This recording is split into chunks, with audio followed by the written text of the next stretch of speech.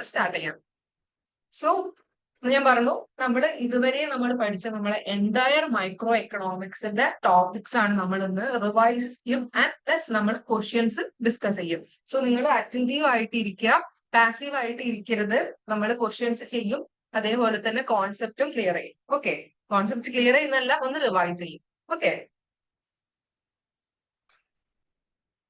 So നമ്മളുടെ CUET exam നോക്കി കഴിഞ്ഞു കഴിഞ്ഞാല് നമ്മളുടെ ഈ മൈക്രോ എക്കണോമിക്സ് ആ ഒരു പാർട്ടിൽ നിന്നാണ് നമുക്ക് ഏറ്റവും കൂടുതൽ എന്താണ് ക്വസ്റ്റ്യൻസ് കാണാൻ പറ്റുന്നത്. അത് കഴിഞ്ഞിട്ട് മാക്രോ എന്നാണ് പിന്നെ അധികം ക്വസ്റ്റ്യൻസ് കാണാം, പിന്നെ സ്റ്റാറ്റി, mathematical, public, growth and development, അത് കഴിഞ്ഞിട്ടാണ് ഇന്റർനാഷണൽ എൻവയോൺമെന്റ്, ഇന്ത്യൻ എക്കണോമി ഒക്കെ വരുന്നത്. സോ നോക്കുകയാണെങ്കിൽ നമ്മളുടെ മേജർ ആയിട്ട് നമ്മൾ ഫോക്കസ് ചെയ്യേണ്ട ഏരിയ എന്ന് പറയുന്നത് മൈക്രോയും മാക്രോയും ആണ്. ഇത് രണ്ടും നമ്മൾ തറവായിട്ട് പഠിച്ചു കഴിഞ്ഞാൽ നമ്മളുടെ 50% കടമ്പ കഴിഞ്ഞു. ബാക്കിയുള്ളത് എന്ന് പറഞ്ഞ വെയിറ്റേജ് എന്ന് പറയുന്നത് കുറവാണ്. സോ നമ്മൾ എന്താ ചെയ്യേണ്ടതെന്ന് വെച്ച് കഴിഞ്ഞാൽ നമ്മളുടെ ഫുൾ ഫോക്കസ് എന്ന് പറയുന്നത് micro, macro and static econometrics, ഇതായിരിക്കണം നമ്മളുടെ മേജർ ഫോക്കസ് എന്ന് പറയുന്നത്. ഇത് മൂന്നിലും നമുക്ക് നന്നായിട്ടുള്ളൊരു കോൺസെപ്റ്റ് ബിൽഡ് ചെയ്യാൻ പറ്റിയിട്ടുണ്ടെങ്കിൽ നമുക്ക് എക്സാം ഈസി ആയിട്ട് ക്ലിയർ ചെയ്യാൻ പറ്റും. ഓക്കെ, നമുക്ക് പ്രീവിയസ് ക്വസ്റ്റ്യൻ പേപ്പർ അനലൈസ് ചെയ്ത് കഴിഞ്ഞാൽ ഓൾമോസ്റ്റ് നമ്മളുടെ ഒരു 30-40% നമുക്ക് മൈക്രോ എക്കണോമിക്സ് എന്നാണ് 30-40% മൈക്രോ എക്കണോമിക്സ് ആണ് ക്വസ്റ്റ്യൻ വന്നിട്ടുള്ളത്. ഓക്കെ, അപ്പൊ നമ്മൾ ഈ മൈക്രോ എന്ന് പറയുന്നത് വളരെ നമ്മളുടെ ക്രൂഷ്യൽ ആയിട്ടുള്ളൊരു പാർട്ടാണ്. അപ്പൊ എന്തൊക്കെയാണ് നമ്മൾ മൈക്രോ എക്കണോമിക്സിൽ ഇതുവരെ പഠിച്ചിട്ടുള്ളത്? ആദ്യമായിട്ട് നമ്മൾ പഠിച്ചിട്ട് തിയറി ഓഫ് കൺസ്യൂമർ ബിഹേവിയർ, അതായത് എങ്ങനെയാണ് കൺസ്യൂമർ മാർക്കറ്റിൽ ബിഹേവ് ചെയ്യാന്നുള്ളതിന് സർട്ടൻ തിയറീസ് ഉണ്ട് നമുക്ക്. ഏതൊക്കെയാണ് സർട്ടൻ തിയറീസ്? കാർഡിനൽ അപ്രോച്ചും ഓർഡിനൽ അപ്രോച്ചും, അല്ലെ? ഇത് രണ്ടും വെച്ചിട്ട് നമ്മൾ എന്തൊക്കെയാണ് മാർഷലിന്റെ കാർഡിനൽ അപ്രോച്ചും അതേപോലെ തന്നെ ഇൻഡിഫറൻസ് കർവ് എന്തായിട്ടാണ്, ഏത് പ്രിൻസിപ്പിൾ ആയിട്ടാണ് മുന്നോട്ട് പോകുന്നത്?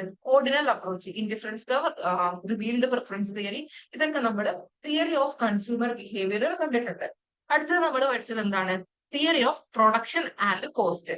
കോസ്റ്റിന്റെ തിയറീസും പ്രൊഡക്ഷന്റെ തിയറീസും നമ്മൾ പഠിച്ചിട്ടുണ്ട്. പ്രൊഡക്ഷൻ, വേരിയസ് പ്രൊഡക്ഷൻ ഫംഗ്ഷൻസ് പഠിച്ചിട്ട്, complex production function, linear production function, Leontief production function, CS production function, ഇതൊക്കെ നമ്മൾ പഠിച്ചിട്ടുണ്ട്, അല്ലെ? അതേപോലെ തന്നെ കോസ്റ്റ് പഠിച്ചിട്ടുണ്ട്. കോസ്റ്റ് ഫംഗ്ഷൻ, ഷോർട്ട് റണ്ണിൽ എങ്ങനെയാണ് കോസ്റ്റ് ബിഹേവ് ചെയ്യാം, ലോങ് റണ്ണിൽ എങ്ങനെയാണ്, മോഡേൺ കോസ്റ്റ് തിയറീസ് എന്താണ്, ഇതൊക്കെ നമ്മൾ പഠിച്ചിട്ടുണ്ട്. അത് കഴിഞ്ഞിട്ട് നമ്മൾ മൈക്രോ എക്കണോമിക്സിന് കണ്ടിട്ടുള്ളത്? അടുത്ത നമ്മൾ മാർക്കറ്റ് സ്ട്രക്ചർ, അതായത് നമുക്ക് ഒരു 5 മാർക്കറ്റ് സ്ട്രക്ചർ ഉണ്ട്. ഏതൊക്കെയാണ്? 4 മാർക്കറ്റ് സ്ട്രക്ചർ ഉണ്ട്. ഏതൊക്കെയാണ്? നമുക്ക് പെർഫെക്റ്റ് കോമ്പറ്റീഷൻ ഉണ്ട്, മൊണോപോളിസ്റ്റിക് കോമ്പറ്റീഷൻ ഉണ്ട്, മൊണോപ്പൊളി ഉണ്ട്, ഒളിഗോപ്പൊളി ഉണ്ട്. ഈ തരത്തിലുള്ള എല്ലാ മാർക്കറ്റും നമ്മൾ പഠിച്ചതാണ്, അല്ലെ? അതേപോലെ തന്നെ ഓരോ മാർക്കറ്റ് കണ്ടീഷനും ഓരോരോ ഡിഫറെന്റ് ആയിട്ടുള്ള യൂണിക് പ്രോപ്പർട്ടീസ് ആണ്. അത് ആ ഫീച്ചേഴ്സും നമ്മൾ കണ്ടിട്ടുള്ളതാണ്, അല്ലെ? അതേപോലെ തന്നെ ഒളിഗോപ്പൊളി സർട്ടൻ തിയറീസ് ഉണ്ട്. നമ്മളുടെ കുർണോട്ട് തിയറി, സ്റ്റാക്കൽ ബർക്കിംഗ്, ഇതൊക്കെ നമ്മൾ പഠിച്ചതാണ്. ഓരോന്നും സീക്വൻസ് ആയിട്ട് നമ്മൾ പഠിച്ചിട്ടുള്ളതാണ്. ഇത് നിങ്ങൾ ഈ പറഞ്ഞ എല്ലാ കാര്യത്തിലും നിങ്ങൾക്ക് തറോ ആയിട്ടുള്ള കോൺസെപ്റ്റ് ബിൽഡ് ചെയ്യണം. നിങ്ങൾക്ക് ഇപ്പോഴും അത് ഡൗട്ട് ഉണ്ടെങ്കിൽ നമ്മളുടെ പ്രീവിയസ് ആയിട്ടുള്ള ക്ലാസ് കാണാം, എന്നിട്ട് ഡൗട്ട് ഉണ്ടെങ്കിൽ ചോദിക്കുക. ഓക്കെ, ഇതൊക്കെ വളരെ ഇമ്പോർട്ടന്റ് ആയിട്ടുള്ള പാർട്ടാണ് കേട്ടോ. അടുത്തത് അടുത്തത് ഈ decision making under uncertainty towards റിസ്കും ഗെയിം തിയറി. ഇത് ഞാൻ നിങ്ങൾക്ക് ഡീറ്റെയിൽ ആയിട്ട് എടുത്തിട്ടില്ല. നിങ്ങളുടെ 2024 ക്വസ്റ്റ്യൻ പേപ്പർ നോക്കിയപ്പം അതില് നാഷ് ഇക്വിലിബ്രിയം, അതായത് ഗെയിം തിയറി ചോദിച്ചിട്ടുണ്ടായിരുന്നു. സോ ഇത് നിങ്ങൾക്ക് ഞാൻ എക്സ്ട്രാ ആയിട്ട് ക്ലാസ് എടുക്കുന്നതാണ്. ഇത് നിങ്ങൾ പേടിക്കണ്ട, നമ്മൾ എന്തായാലും എക്സാം കഴിയുന്നതായിട്ട് മുന്നേ ഇത് നമ്മൾ പഠിച്ചിരിക്കും. ഇതും ഇമ്പോർട്ടന്റ് ആയിട്ടുള്ള ഒരു കാര്യമാണ് ഗെയിം തിയറി എന്ന് പറയുന്നത്. നമ്മളുടെ നാഷ് ഇക്വിലിബ്രിയം, അതായത് നമുക്കറിയാം ഒരു എക്കണോമിയിൽ നമ്മളിപ്പോ ഒരു റിയൽ ലൈഫിലുള്ള എക്കണോമിയിൽ നമുക്ക് ഒരിക്കലും ഒരു പെർഫെക്റ്റ് കോമ്പറ്റീഷൻ എന്ന് പറയുന്ന ഒരു സിറ്റുവേഷൻ നമുക്ക് കാണാൻ പറ്റില്ല. എപ്പോഴും ഒരു അൺസർട്ടണിറ്റി അല്ലെങ്കിൽ ഒരു റിസ്ക് എപ്പോഴും നമ്മളുടെ എക്കണോമിയിൽ നമുക്ക് കാണാവുന്ന കാര്യമാണ്, അല്ലേ? സോ അങ്ങനത്തെ സിറ്റുവേഷനിൽ എങ്ങനെയാണ് ഒരാള് ഡിസിഷൻ എടുക്കുക, അല്ലെങ്കിൽ എന്തായിരിക്കും അവരുടെ മൂവ് എന്നുള്ളതാണ് നമ്മൾ ഡിസിഷൻ മേക്കിംഗ് അല്ലെങ്കിൽ ഗെയിം തിയറിയിലൂടെ ഒക്കെ നമ്മൾ പഠിക്കാൻ പോകുന്നത്. നമുക്ക് പേടിക്കണ്ട. അടുത്ത നമ്മള് ഫാക്ടർ പ്രൈസിങ് പഠിച്ചിട്ടുണ്ടായിരുന്നു. അതായത് നമ്മൾ പറഞ്ഞു നമുക്ക് പ്രൊഡക്ഷൻ ഫംഗ്ഷന് സർട്ടൻ ഇത് വേണം, ഫംഗ്ഷന് പ്രൊഡക്ഷന് സർട്ടൻ കാര്യങ്ങൾ വേണം. എന്തൊക്കെ വേണം? ലാൻഡ് വേണം, ലേബർ വേണം, ഓണ്ടർപ്രണർ വേണം, ഇതൊക്കെ വേണം. ഇതിന് ഈ തരുന്ന ഈ ഫാക്ടർ നമ്മൾ എന്ത് ചെയ്യണം? പേയ്മെന്റ് കൊടുക്കണം. എങ്ങനെയാണ് തരത്തിലുള്ള ഫാക്ടേഴ്സിന് നമ്മൾ പേയ്മെന്റ് കൊടുക്കുന്നത് എന്നുള്ളതാണ് ഫാക്ടർ പ്രൈസിങ്ങിലൂടെ നമ്മൾ പഠിച്ചിട്ടുള്ളത്, അല്ലെ? അടുത്തത് എന്താണ്? General equilibrium analysis. ഈ ജനറൽ ഇക്വിലിബ്രിയം അനാലിസിസും പഠിച്ചതാണ് നമ്മൾ, അല്ലെ? അതേപോലെ തന്നെ പരീട്ടോ ഒപ്റ്റിമാലിറ്റീന്റെ 3 കണ്ടീഷൻ, 3 മാർജിനൽ കണ്ടീഷൻസ് നമ്മൾ നോക്കിയതാണ്. ഇതും വളരെ ഇമ്പോർട്ടന്റ് ആണ്. അത് കഴിഞ്ഞിട്ട് നമ്മൾ fundamental theorem, first social welfare തിയറിയും സെക്കൻഡ് സോഷ്യൽ വെൽഫെയർ തിയറിയും നമ്മൾ കണ്ടതാണ്. അടുത്തതായിട്ടുള്ളത് അസിമെട്രിക് ഇൻഫർമേഷൻ. അതായത് ഇതെന്ന് പറയുന്നത് എവിടൊക്കെ വരും അറിയോ? ഒന്ന് നമ്മളുടെ മൈക്രോയില് വരും, രണ്ട് നമ്മളുടെ പബ്ലിക് എക്കണോമിക്സിൽ വരും. ഈ 2 സ്ഥലത്തും ഇത് കോമൺ ആയിട്ട് വരുന്ന ഒരു കാര്യമാണ്. ഇവിടെ എന്തൊക്കെ നമുക്ക് ഇമ്പോർട്ടന്റ് ആയിട്ടുള്ളതാണ്? അസിമെട്രിക് ഇൻഫർമേഷനിൽ ഒന്ന് അഡ്വേഴ്സ് സെലക്ഷനും മോറൽ അസാഡും. അതേപോലെ തന്നെ നെഗറ്റീവ് എക്സ്റ്റേണാലിറ്റി, പോസിറ്റീവ് എക്സ്റ്റേണാലിറ്റി. ഈ എക്സ്റ്റേണാലിറ്റിയിൽ തന്നെ എന്താണ്? പോസിറ്റീവും നെഗറ്റീവും എക്സ്റ്റേണാലിറ്റി ഉണ്ട്. അതേപോലെ തന്നെ എന്താണ്? പോസിറ്റീവിൽ തന്നെ positive externality in consumption and positive externality in production. അതേപോലെ തന്നെ negative externality in consumption, negative externality in production. ഇത് നമ്മൾ നന്നായിട്ട് പഠിച്ചത് തന്നെയാണ്. അതേപോലെ തന്നെ കോസ് തിയറം, അതിന്റെ പ്രോപ്പർട്ടി, അസംഷൻസ്, ഇതൊക്കെ വളരെ വളരെ ഇമ്പോർട്ടന്റ് ആണ്, ഒന്നും മിസ് ചെയ്യാൻ പാടില്ല. ഓക്കെ, സോ ഇത്രയും ആണ് നമ്മളുടെ എൻറ്റയർ മൈക്രോ എക്കണോമിക്സിന്റെ ക്രക്സ് എന്ന് പറയുന്നത്. സോ നിങ്ങൾ എന്താണ് ഇതിൽ ഒന്നും നമുക്ക് ഒഴിവാക്കാനില്ല, ഒരു പോയിന്റും ഇതിൽ നമുക്ക് ഒഴിവാക്കാനില്ല. Each and every things you have to study. Okay, വെറുതെ പഠിച്ചാൽ മാത്രം പോരാ, മനസ്സിലാക്കി പഠിക്കണം. കാര്യം എന്താ വെച്ച് കഴിഞ്ഞാല് നമുക്കറിയാം, നിങ്ങൾ കണ്ടിട്ടുണ്ടാവില്ലേ നമ്മളുടെ NEP, ന്യൂ എഡ്യൂക്കേഷൻ പോളിസി 2020, അതിൽ എന്താ പറഞ്ഞിട്ടുള്ളത്? ഇനി വരുന്ന തലമുറ, അതായത് ഇനി വരുന്ന എഡ്യൂക്കേഷൻ സിസ്റ്റത്തിന് നമ്മൾ എന്താ കൊണ്ടുവരാൻ പോകുന്നത്? നമ്മളുടെ എന്താണ്, നമ്മളുടെ ആപ്ലിക്കബിലിറ്റി, നമ്മളുടെ സ്കില്ല്, നോളജിന്റെ ആപ്ലിക്കബിലിറ്റി ആണ് നമ്മൾ ചെക്ക് ചെയ്യുക. അതുകൊണ്ട് തന്നെ ഈ പണ്ടുള്ള ഈ സ്റ്റേറ്റ്മെന്റ് ബേസ്ഡ് ആയിട്ടുള്ള, അതേപോലെ തന്നെ ഫാക്ട് ബേസ്ഡ് ആയിട്ടുള്ള ക്വസ്റ്റ്യൻസ് എല്ലാം നിങ്ങളോട് ഇത് ചോദിക്കുക. ആപ്ലിക്കേഷൻ ബേസ്ഡ് ആയിട്ടുള്ള ക്വസ്റ്റ്യൻ ആയിരിക്കും ചോദിക്കുക. ഓക്കെ, സോ ഇതിന്റെ കോൺസെപ്റ്റ് വെറുതെ കാണാപാഠം വെച്ചിട്ട് കാര്യമില്ല, മനസ്സിലാക്കിയിട്ട് പഠിക്കാം. ക്ലിയർ? സോ എന്താണ് ആദ്യത്തെ കൺസ്യൂമർ ബിഹേവിയറിൽ നോക്കിക്കഴിഞ്ഞാൽ നമുക്ക് സർട്ടൻ കുറച്ച് കാര്യങ്ങളുണ്ട്. ഞാൻ ഇവിടെ ടേബിൾ ആയിട്ട് വെച്ചിട്ടുണ്ട്, നമുക്കൊന്ന് ജസ്റ്റ് ഒന്ന് ഡിസ്കസ് ചെയ്തിട്ട് പോവാം.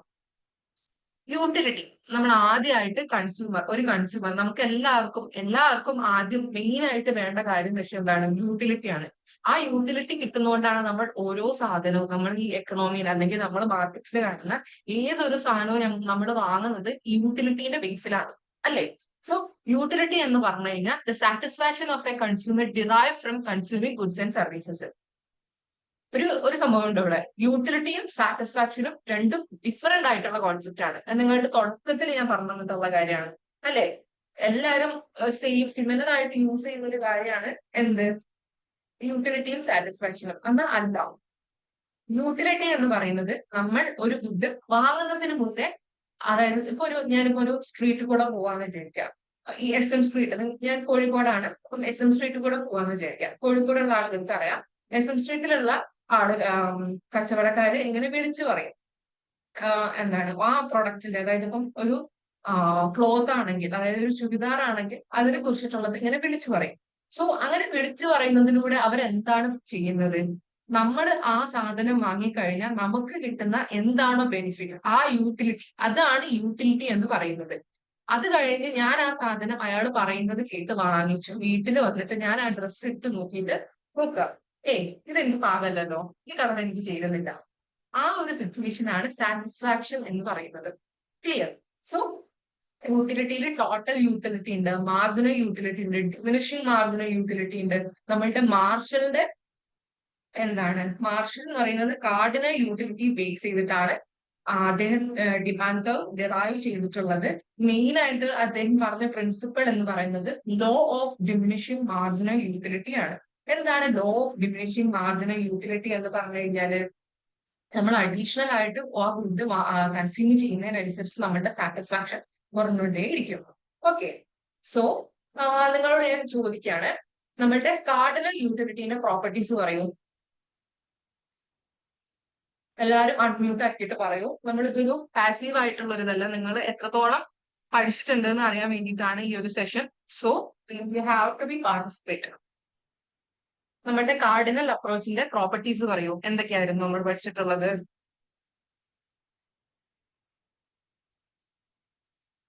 ഞാൻ വെറുതെ ഇനി പേര് വിളിക്കണോ? നിങ്ങളായിട്ട് പറയൂ.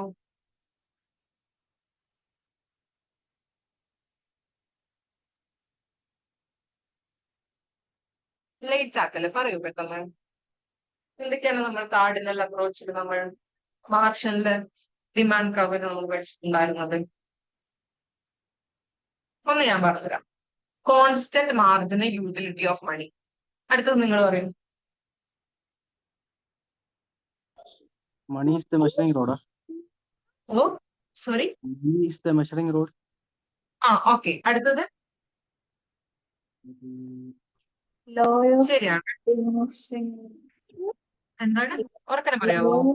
Law of diminishing marginal utility. Yes yes, okay, അതും കറക്റ്റ് ആണ്. അടുത്തത് മെയിൻ ആയിട്ടുള്ള ഒരു പോയിന്റ് നിങ്ങൾ പറഞ്ഞില്ല.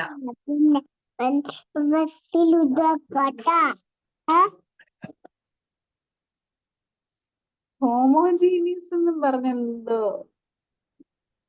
ഹൈപ്പോത്തിസിസ്, എനിക്ക് നല്ലപോലെ ഓർമ്മയില്ല. എന്നിട്ട് ഹൈപ്പോത്തിസിസ് എന്തോ കണ്ടുള്ള ഒരു പോയിന്റ് ഇല്ലേ? മനസ്സിലായിട്ടില്ല. Hypothesis of independent utility. Correct. നിങ്ങൾ ഇപ്പോഴും എന്താണ് മെയിൻ Cardinally, ആയിട്ടുള്ള ഒരു കാര്യം പറഞ്ഞില്ല. cardinally measurable. ഓ ഒറ്റ minute. Cardinal Measurability. Yes yes, very good, right. അതാണ് മെയിൻ ആയിട്ട് നമ്മൾ എന്താണ് മാർഷലിന്റെ ഇത് മാർജിനൽ യൂട്ടിലിറ്റി അനാലിസിസിന് നമ്മൾ എന്താ നോക്കുന്നത്? കാർഡിനൽ മെഷറബിലിറ്റി, അതായത് നമുക്ക് യൂട്ടിലിറ്റി മെഷർ ചെയ്യാൻ പറ്റും. അതല്ലേ മെയിൻ ആയിട്ടുള്ള ഫോക്കസ് എന്ന് പറയുന്നത്.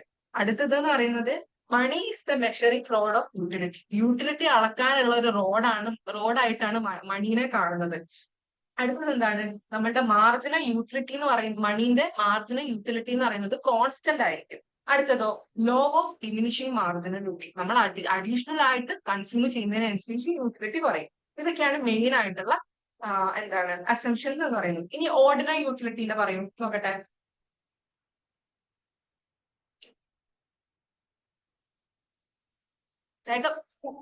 Non-measurability, and it is measured by ranking. Okay, good, very good. അടുത്തത് ഒരുപാടുണ്ട്, ഞാൻ പറയൂ. No requirements of measure. Rational. അതിപ്പം കാർഡിനൽ ആയാലും റാഷണൽ ബിഹേവിയർ തന്നെയാണ്. നമ്മളെല്ലാവരും റാഷണൽ ബിഹേവിയർ കാണിക്കുന്ന ആൾക്കാരാണ്. നമുക്ക് എല്ലാവർക്കും യൂട്ടിലിറ്റി മാക്സിമൈസ് ചെയ്യാന്നുള്ളതാണ് നമ്മളുടെ അൾട്ടിമേറ്റ് ഗോൾ എന്ന് പറയുന്നത്. ഓക്കെ, അടുത്തത് റാങ്കിങ് പ്രിഫറൻസസ്. ഓക്കെ, നമ്മള് പ്രിഫറൻസിനനുസരിച്ച് നമ്മൾ നമ്മളുടെ യൂട്ടിലിറ്റി റാങ്ക് ചെയ്യാൻ പറ്റും. അടുത്തത് ഞാൻ പറയൂ, നമുക്ക് സമയമില്ല. Monotonic. ഓ സോറി. Monotonic, ever increasing. എന്താണ് മോണോട്ടോണിക് എന്ന് വെച്ച് കഴിഞ്ഞാല്? നോക്കി വായിക്കാന്ന് മനസ്സിലായി. എന്താണ് മോണോട്ടോണിക് എന്ന് വെച്ചാല്? Ever increasing. More. അങ്ങനെ എന്നുവെച്ചാ മോർ ഇസ് ബെറ്റർ. അതായത് നമുക്ക് അഡീഷണൽ ആയിട്ട് നമുക്ക് കിട്ടുമ്പോൾ നമ്മൾ എന്താണ് അതായിട്ട് നമ്മൾ കൂടുതലായിട്ട് ചൂസ് ചെയ്യാം. മോണോട്ടോണിക് പ്രിഫറൻസ് വെച്ച് കഴിഞ്ഞാല് ഇപ്പൊ ഒരു സിറ്റുവേഷൻ വരിക, അതായത് എനിക്ക് ആ ഒരു സാധനം കൂടുതൽ എനിക്ക് കിട്ടുന്നുണ്ടെങ്കിൽ ഞാൻ കൂടുതലായിട്ടും അങ്ങോട്ടാണ് ഫോക്കസ് ചെയ്യുക. അതായത് ഫോർ എക്സാമ്പിൾ പറയുകയാണെങ്കിൽ ഇതിപ്പം 5 കിലോ ആപ്പിളിന് 100 രൂപ, 8 കിലോ ആപ്പിളിന് 8 കിലോ ഓറഞ്ചിന് 100 രൂപ. ഞാൻ ഏതായിരിക്കും കൂടുതലായിട്ട് പ്രിഫർ ചെയ്യുക? രണ്ടിനും സെയിം ആയിട്ട് 100 രൂപയാണ്. പക്ഷെ എനിക്ക് ഈ 100 രൂപ കൊടുത്തിട്ട് ആപ്പിൾ വാങ്ങുകയാണെങ്കിൽ 5 കിലോ കിട്ടുള്ളൂ. പക്ഷെ ഓറഞ്ച് വാങ്ങുകയാണെങ്കിലോ എനിക്ക് 8 കിലോ കിട്ടും. അപ്പൊ ഞാൻ ഈ ഓറഞ്ച് ആണ് നോക്കുക. അതാണ് മോണോട്ടോണിക് പ്രിഫറൻസ് എന്ന് പറയുന്നത്. More is better. ഓക്കെ, അടുത്തത് ഇത് വേറൊരു ഇമ്പോർട്ടന്റ് ആയിട്ടൊരു കാര്യമുണ്ട്. എന്താണ്?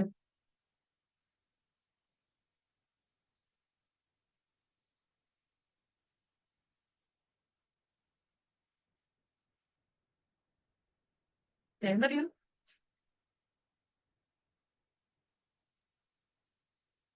പറയടാ.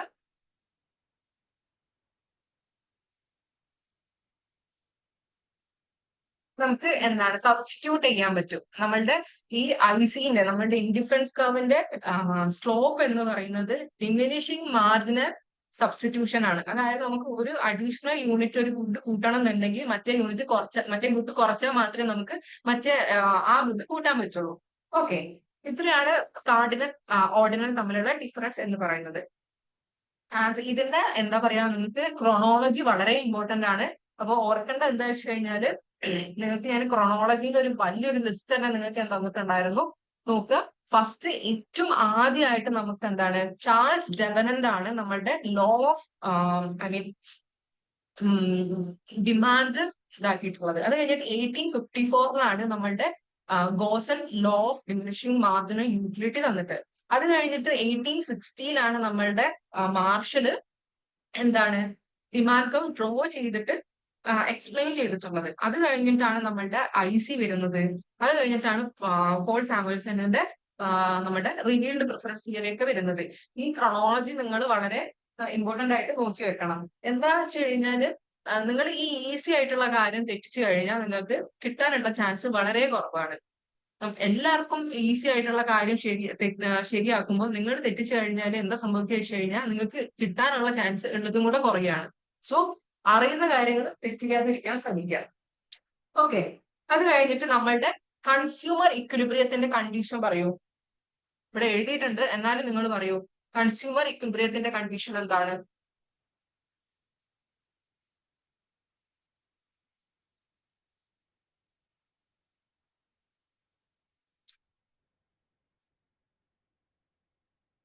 പെട്ടെന്ന് പറയൂ.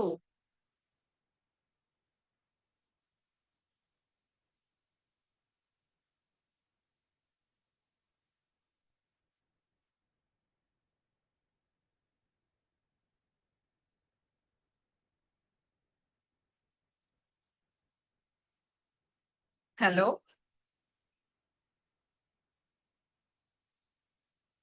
ഹലോ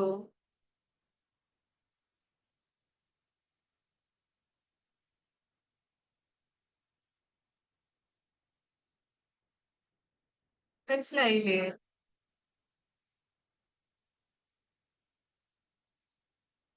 സോ കൺസ്യൂമർ എക്വിലിബ്രിയത്തിന്റെ കണ്ടീഷൻ എന്ന് പറയുന്നത് നമ്മളുടെ ബഡ്ജറ്റ് ലൈനും നമ്മളുടെ ഇൻഡിഫറൻസ് കർവും ടാൻജന്റ് ചെയ്യുന്ന ആ ഒരു പോയിന്റിലാണ് നമുക്ക് എന്താണ് നമ്മളുടെ കൺസ്യൂമർ ഇക്വിലിബ്രിയം ഉണ്ടാവുക. അതായത് ഇതാണ് നമ്മളുടെ ബഡ്ജറ്റ് ലൈൻ എന്ന് പറയുന്നത്. ബഡ്ജറ്റ് ലൈൻ എന്ന് പറഞ്ഞാൽ എന്താ, നമുക്ക് സർട്ടൻ ഇൻകം ഉണ്ടാവും. നമുക്ക് എന്താണ് അതായത് നമുക്കൊരു സർട്ടൻ ഇൻകം ഉണ്ടാവും. അതാണ് M എന്ന് പറയുന്ന റെപ്രസെന്റേറ്റീവ്. അതേപോലെ തന്നെ നമുക്ക് X ഗുഡും Y ഗുഡും ഉണ്ട്. ഈ രണ്ട് ഗുഡും വാങ്ങാൻ നമ്മൾ സർട്ടൻ മണി കൊടുക്കണം. പ്ലസ് ഈ രണ്ട് ഗുഡിന് നമ്മൾ സ്പെൻഡ് ചെയ്യുന്ന ഈ ഇതും കൂട്ടി കഴിഞ്ഞാൽ നമ്മളുടെ ഇൻകം കിട്ടും. അതായത് M is equal to price of X into quantity of X plus price of Y into quantity of Y. ഇതാണ് ബഡ്ജറ്റ് ലൈനിന്റെ ഇക്വേഷൻ എന്ന് പറയുന്നത്. നിങ്ങൾ ശ്രദ്ധിക്കുക, നമ്മൾ പറഞ്ഞു നമ്മളെല്ലാവരും റാഷണൽ ബിഹേവിയർ ഉള്ള ആൾക്കാരാണ് എന്ന്.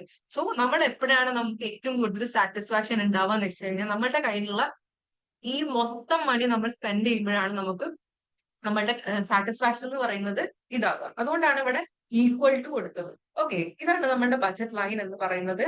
ഇവിടെ ഹൊറിസോണ്ടൽ ഇന്റർസെപ്റ്റും ഇവിടെ വെർട്ടിക്കൽ ഇന്റർസെപ്റ്റും ആണ് ഉണ്ടാവുക. M/P1 ആൻഡ് ഇവിടെ M/P2. ഇതൊക്കെ എങ്ങനെയാ വരാന്നുള്ളത് നിങ്ങളോട് പറഞ്ഞു തന്നിട്ടുണ്ട്, നിങ്ങൾക്ക് അറിയാമെന്ന് വിശ്വസിക്കുന്നു. ഇത് നമ്മളുടെ IC കർവ്. ഈ ഒരു പോയിന്റിലാണ് നമുക്ക് കൺസ്യൂമർ ഇക്വിലിബ്രിയം ഉണ്ടാവുക. സോ ദാറ്റ് മീൻസ് നമ്മളുടെ ബഡ്ജറ്റ് ലൈനിന്റെ സ്ലോപ്പ് എന്താ, PX/VY. Indifference കർവിന്റെയോ -MRS. MRSന് വേറെ ആയിട്ട് നമുക്ക് എഴുതാൻ പറ്റുമല്ലോ, marginal utility of X divided by marginal utility of Y. അതേപോലെ തന്നെ എങ്ങനെ എഴുതാൻ പറ്റും, change in Y by change in X. ഇനി എഴുതാലോ നമുക്ക് ഒരേപോലെ dx/dy. Clear? I hope it's clear. So എന്തൊക്കെയാണ് നമ്മളുടെ കൺസ്യൂമർ ബിഹേവിയറിൽ നോക്കേണ്ടതെന്ന് വെച്ച് കഴിഞ്ഞാൽ ഞാൻ ഒന്നുകൂടെ പറഞ്ഞുതരാം. നമ്മളുടെ ക്രോണോളജി ആദ്യം ഓർത്ത് വെക്കുക. നമ്മളുടെ ആദ്യം ഏതാണ്, ലോ ഓഫ് ഡിമാൻഡ്, അത് കഴിഞ്ഞിട്ട് ഈ നമ്മളുടെ ഡിമിനിഷിംഗ് മാർജിനൽ യൂട്ടിലിറ്റി, അത് കഴിഞ്ഞിട്ട് IC, അത് കഴിഞ്ഞിട്ട് റിവ്യൂ പ്രിഫറൻസ് തിയറി. ഇതിന്റെ ക്രോണോളജി ഓർത്ത് വെക്കുക. അത് കഴിഞ്ഞിട്ട് നമ്മളുടെ കാർഡിനൽ അപ്രോച്ചിന്റെ അസംഷൻസ് പഠിക്കുക. അതേപോലെ തന്നെ എന്താണ് കണ്ടീഷൻ എന്നുള്ളത് പഠിക്കുക. ഓർഡിനലിന്റെ അസംഷൻസ് പഠിക്കുക. ഓർഡിനലിൽ നമ്മൾ IC പഠിക്കുന്നുണ്ട്. ICയിൽ ഡിഫറെന്റ് ടൈപ്സ് ഓഫ് IC പഠിച്ചിട്ടുണ്ട്. എന്താണ് നമ്മളുടെ എൽ ഷേപ്പ് ആണെങ്കിൽ കോംപ്ലിമെന്ററിന്റെ IC ആണ്. സ്ട്രെയിറ്റ് ലൈൻ ആണെങ്കിൽ നമ്മളുടെ പെർഫെക്റ്റ് സബ്സ്റ്റിറ്റ്യൂട്ടിന്റെ IC ആണ്. അതേപോലെ തന്നെ സാച്ചുറേഷൻ പോയിന്റ് എന്ന് പറയുന്നത് മാർജിനൽ യൂട്ടിലിറ്റി 0 ആവുന്ന പോയിന്റ് ആണ്. ഇതൊക്കെ നമ്മൾ വളരെ ഡീപ്പായിട്ട് പഠിച്ചിട്ടുള്ള കാര്യമാണ്. ഇത്രയൊക്കെയാണ് മെയിൻ ആയിട്ട് നമ്മുടെ കൺസ്യൂമർ ഇക്വിലിബ്രിയത്തിൽ പഠിക്കാനുള്ളത്. All clear? All clear? ഞാൻ പറഞ്ഞു ഇവിടെ നമ്മൾ എന്താണ് ജസ്റ്റ് റിവൈസ് ആണ്, റിവേഴ്സ് ചെയ്യുക മാത്രമാണ് ചെയ്യുന്നത്. ക്ലിയർ അല്ലേ? അതേപോലെ തന്നെ നമ്മളുടെ ഞാൻ പറഞ്ഞു ബജറ്റ് ലൈൻ ഒരു പ്രൈസ് കുറഞ്ഞു കഴിഞ്ഞാൽ എങ്ങനെയാണ് ബജറ്റ് ലൈൻ ഷിഫ്റ്റ് ചെയ്യാണോ പിവറ്റ് ചെയ്യാണോ, അതേപോലെ തന്നെ ഇൻകം കൂടുകയോ കുറയുകയോ ചെയ്ത് കഴിഞ്ഞാൽ എങ്ങനെയാണ് ബജറ്റ് ലൈനിന്റെ ആ ഒരു ബിഹേവിയർ എന്നുള്ളത് നമ്മൾ പഠിച്ചിട്ടുള്ളതാണ്. അതും ഇമ്പോർട്ടന്റ് ആണ്.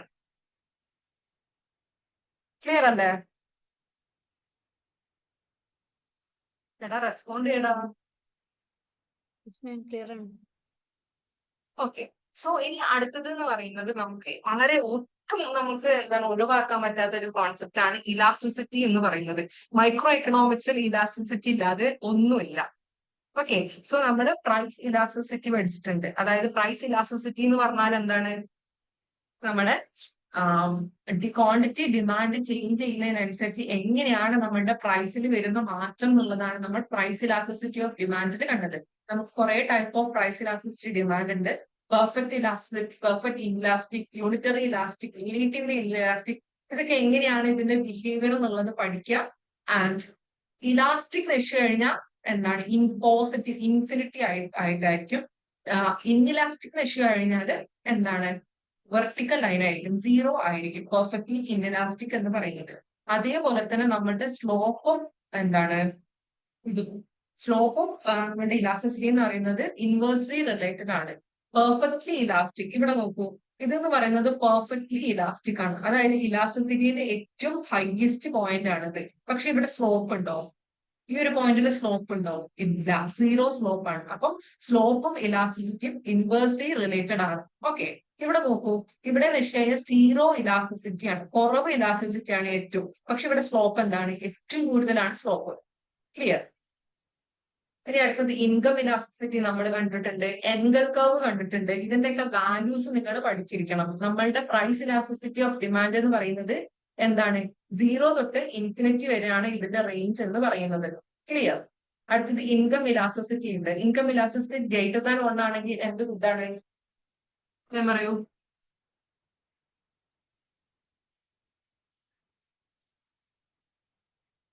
ഇൻകം ഇലാസ്റ്റിസിറ്റി ഗ്രേറ്റർ ദാൻ 1 ആണെങ്കിൽ എന്ത് തരത്തിലുള്ള ഗുഡാണ്?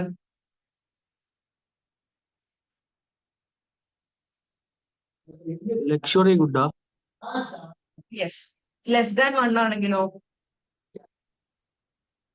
ഇൻഫീരിയർ. ലെസ് ദാൻ 1 ആണെങ്കിലോ? അല്ലല്ലോ. നെസസറി ഗുഡ് ആണ് നെഗറ്റീവ്, സോറി, ലെസ് ദാൻ 1 എന്നുള്ളത് നെഗറ്റീവ് ആണ് നമ്മളുടെ ഇൻഫീരിയർ ഗുഡ് എന്ന് പറയുന്നത്. ഓക്കെ. അതായത് ഈ ഗ്രേറ്റർ ദാൻ 1 ലെസ് ദാൻ 1 എന്നുകൊണ്ട് ഉദ്ദേശിക്കുന്നത് എന്താ വെച്ച് കഴിഞ്ഞാൽ നമ്മുടെ അതായത് ഇൻകം ചേഞ്ച് ചെയ്യുമ്പോൾ നമ്മളുടെ ക്വാണ്ടിറ്റിയിൽ എത്രത്തോളം നമ്മൾ മാറ്റം വരുത്തുന്നു എന്നുള്ളതാണ് നോക്കുന്നത്. അതായത് ഇപ്പൊ ഫോർ എക്സാമ്പിൾ ലക്ഷറി ഗുഡ് നോക്കാം. എനിക്കിപ്പം എന്താണ് എന്റെ സാലറി എന്ന് പറയുന്നത് ഒരു 5000 രൂപയായിട്ട് ഇൻക്രീസ് ചെയ്യുന്നു വിചാരിക്കാം. അപ്പൊ ഞാൻ ആദ്യമായിട്ട് എന്താ ചെയ്യാ? വലിയ ഡ്രസ്സ് വാങ്ങും, മോള് പോയിട്ട് നല്ല എനിക്ക് എന്തൊക്കെയാണോ വേണ്ടത്, എനിക്ക് ഇതുവരെ അഫോർഡ് ചെയ്യാൻ പറ്റാത്ത പല കാര്യം, ഫോണ് വാങ്ങാൻ നോക്കും, അത് വാങ്ങാൻ നോക്കും, ഇത് വാങ്ങാൻ നോക്കും. അതായത് എനിക്ക് കുറച്ച് എന്റെ ഇൻകം കൂടിയപ്പോഴത്തേക്ക് എന്റെ ലക്ഷറി, അതായത് എന്റെ കൺസപ്ഷൻ എന്ന് പറയുന്നത് വളരെ അധികമായിട്ട് കൂടാൻ തുടങ്ങും. അതാണ് ലക്ഷറി ഗ്രേറ്റർ ദാൻ 1 കൊണ്ട് ഉദ്ദേശിക്കുന്നത്. ലെസ് ദാൻ 1 കൊണ്ട് ഉദ്ദേശിക്കുന്നത് എന്താണ്? എന്റെ ഇൻകം എത്ര കൂടി കഴിഞ്ഞാലും ഞാൻ ആ കൺസപ്ഷന് അത്രത്തോളം ഇൻക്രീസ് ചെയ്യുന്നില്ല. ഫോർ എക്സാമ്പിൾ എടുത്തു നോക്കുകയാണെങ്കിൽ നമുക്ക് ഓരോരുത്തരുടെ വീട്ടിലും മാസം നമുക്ക് എന്താണ് ഒരു 2 കിലോ വേണ്ട, 1 കിലോ ഉപ്പൊക്കെ മതിയാവും. അത്രയും വേണം എനിക്ക് അറിയില്ല. എന്നാൽ ഹൈപ്പോത്തറ്റിക്കലി ഒരു മാസം നമുക്ക് 1 കിലോ ഉപ്പ് മതിയാവും എന്ന് വിചാരിക്കാം. എനിക്കിപ്പം എത്ര 5 ലക്ഷം രൂപേന്റെ സാലറി ഉണ്ടെങ്കിലും 10 ലക്ഷം രൂപേന്റെ സാലറി ഉണ്ടെങ്കിലും ഞാനിപ്പോ ആ ഉപ്പ് എന്ന് പറയുന്നത് 1 കിലോ തന്നെ വാങ്ങുള്ളൂ. കാര്യം എന്താ വെച്ച് കഴിഞ്ഞാൽ അത് മാത്രമേ എനിക്ക് ആവശ്യമുള്ളൂ. അതും വിചാരിച്ച് 5 ലക്ഷം ആവുമ്പോ ഞാൻ എന്താണ് 50,000 കിലോ ഉപ്പ് വാങ്ങില്ല. മനസ്സിലായോ? അതാണ് ലെസ് ദാൻ വൺ കൊണ്ട് ഉദ്ദേശിക്കുന്നത്. ഇൻഫീരിയർ എന്ന് പറഞ്ഞു കഴിഞ്ഞാല് എന്താണ് ഇൻകം കൂടുന്നതിനനുസരിച്ച് ഞാനത് എന്റെ ഇത് കുറയ്ക്കും. ഫോർ എക്സാമ്പിൾ പറയുകയാണെങ്കിൽ ഞാനിപ്പോ പറയാം, ഞാനിപ്പം ഒരു PPL, അതായത് ബിലോ പോവർട്ടി ലൈനിലുള്ള ഒരാളാണെന്ന് വിചാരിക്കുക. എന്റെ ഇൻകം എനിക്ക് എന്റെ ഡെയിലി എക്സ്പെൻസിന് മാത്രമേ മീറ്റ് ചെയ്യുന്നുള്ളൂ. അപ്പൊ ഞാൻ എന്താണ് പൊതുവേ ചെയ്യാം, ഏറ്റവും ക്വാളിറ്റി കുറഞ്ഞ സാധനമായിരിക്കും ഞാൻ വാങ്ങാൻ ശ്രമിക്കുക. ഇപ്പൊ ഞാൻ എന്റെ ബിലോ പോവർട്ടി ലൈനിൽ ഞാൻ നല്ലോണം പണിക്കൊക്കെ പോയിട്ട് എനിക്ക് നന്നായിട്ട് ഏൺ ചെയ്യാൻ പറ്റുന്നുണ്ട്. ഞാൻ ഇനിയും ആ ക്വാളിറ്റി കുറഞ്ഞ പ്രൊഡക്റ്റ് ആയിരിക്കുമോ വാങ്ങുക? അല്ല. സോ അപ്പൊ എന്താണ് ഈ ഗുഡ് എന്ന് പറയുന്നത് ഇൻഫീരിയർ ആയിപ്പോയി. മനസ്സിലായോ? അതാണ് ഇൻഫീരിയർ ഗുഡ് കൊണ്ട് ഉദ്ദേശിക്കുന്നത്. All clear? ഇനി അടുത്തത് ക്രോസ് ഇലാസ്റ്റിസിറ്റി ഓഫ് ഡിമാൻഡ്.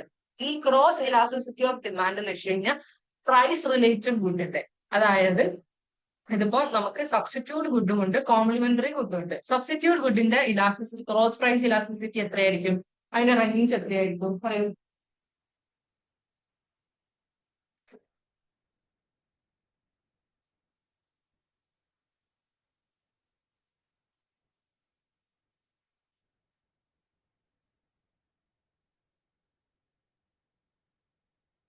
പറയൂ.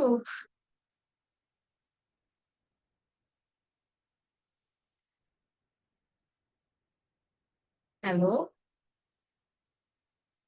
പറയടാ.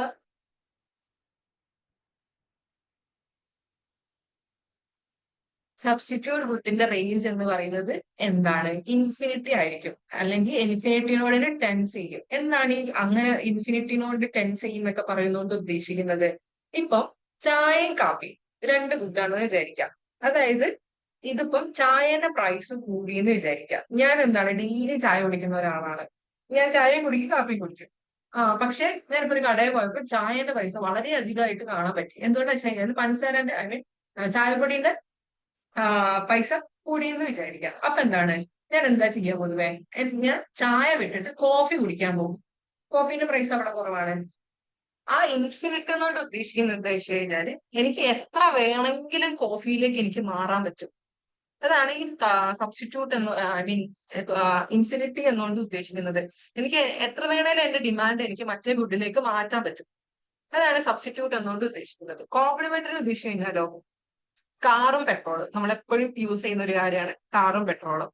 അതായത് എനിക്ക് കാർ ഉണ്ട് എന്ന് വിചാരിച്ചിട്ട് അത് ഓടണം എന്നുണ്ടെങ്കിൽ എനിക്ക് പെട്രോൾ വേണം. പെട്രോളിന്റെ വില കൂടിയിട്ടുണ്ടെങ്കിൽ എനിക്ക് ഒന്നെങ്കിൽ കാർ ഓടിക്കാണ്ടിരിക്കണം, അല്ലെങ്കിൽ പ്രൈസ് കൂടിയ ആ പെട്രോൾ വാങ്ങിയിട്ട് ഓടിക്കണം. ഇതല്ലാതെ വേറെ ഓപ്ഷൻ ഇല്ല. അപ്പൊ എന്താണ് എനിക്കത് രണ്ടും കോംപ്ലിമെന്റ്, അതായത് ഒരുമിച്ച് കൊണ്ടുപോകണം എന്നുള്ളതിന്റെ ആ ഒരു ഇത് പറയുന്നത് വളരെ കുറവാണ്. അതാണ് കോംപ്ലിമെന്ററി ഗുഡ് എന്ന് പറയുന്നത്. ഈ വെർട്ടിക്കൽ ലൈനിൽ 0 എന്ന് പറയുന്നത് കാണുന്നത് എന്താണ്? അൺറിലേറ്റഡ് ഗുഡ് ആണ്. അതായത് മറ്റേ ഗുഡിന്റെ പ്രൈസ് എത്ര ചേഞ്ച് ചെയ്താലും കാര്യമില്ല, എന്താണ് ഞാൻ ആ ക്വാണ്ടിറ്റിയിൽ ഒരു മാറ്റം വരുത്താൻ പോകില്ല.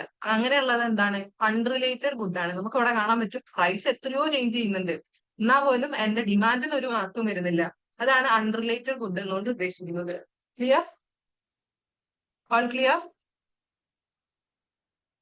നിങ്ങൾ പെട്ടെന്ന് റിപ്ലൈ തന്നു കഴിഞ്ഞാൽ നമുക്ക് 8:30 നിർത്താം, അല്ലെങ്കിൽ നമുക്ക് നേരെ വൈകും കേട്ടോ. ഓക്കെ, ഇനി നമ്മൾ പഠിച്ചിട്ടുള്ള അടുത്ത കാര്യം എന്താണ്? കുറച്ച് എഫക്ട് പഠിച്ചിട്ടുണ്ട്. എന്തൊക്കെയാണ്? Bandwagon effect, snob effect, Veblen effect, ഇതൊക്കെ നമ്മൾ പഠിച്ചിട്ടുണ്ട്. എന്താണ് പാൻ വാഗൻ ഇഫക്ട് എന്ന് പറഞ്ഞു കഴിഞ്ഞാൽ? നിങ്ങൾ എക്സ്പ്ലെയിൻ ചെയ്യും, നിങ്ങൾ തന്നെ പറയും. എനിക്ക് കേൾക്കേണ്ടത് എന്താ വെച്ച് കഴിഞ്ഞാൽ എന്താണ് പാൻ വാഗൻ ഇഫക്ട്, അതിന്റെ എന്താ ഡിമാൻഡ് കർവിന്റെ സ്റ്റൈൽ എങ്ങനെയായിരിക്കും എന്നുള്ളത് പറയാം. പെട്ടെന്ന് പറയൂ. ഓ സോറി, ട്രെൻഡിനനുസരിച്ച് മാറുന്നതല്ലേ എന്താണ് മനസ്സിലായി? ഒന്നുകൂടെ പറയാം. ട്രെൻഡിനനുസരിച്ച് ഓരോന്നിലേക്ക് മാറുന്ന. Yes yes, right, yes right. അപ്പൊ ഈ നമ്മളുടെ ഡിമാൻഡ് കർവിന്റെ ഇത് എങ്ങനെയായിരിക്കും നമ്മുടെ ഡിമാൻഡ് കർവ്?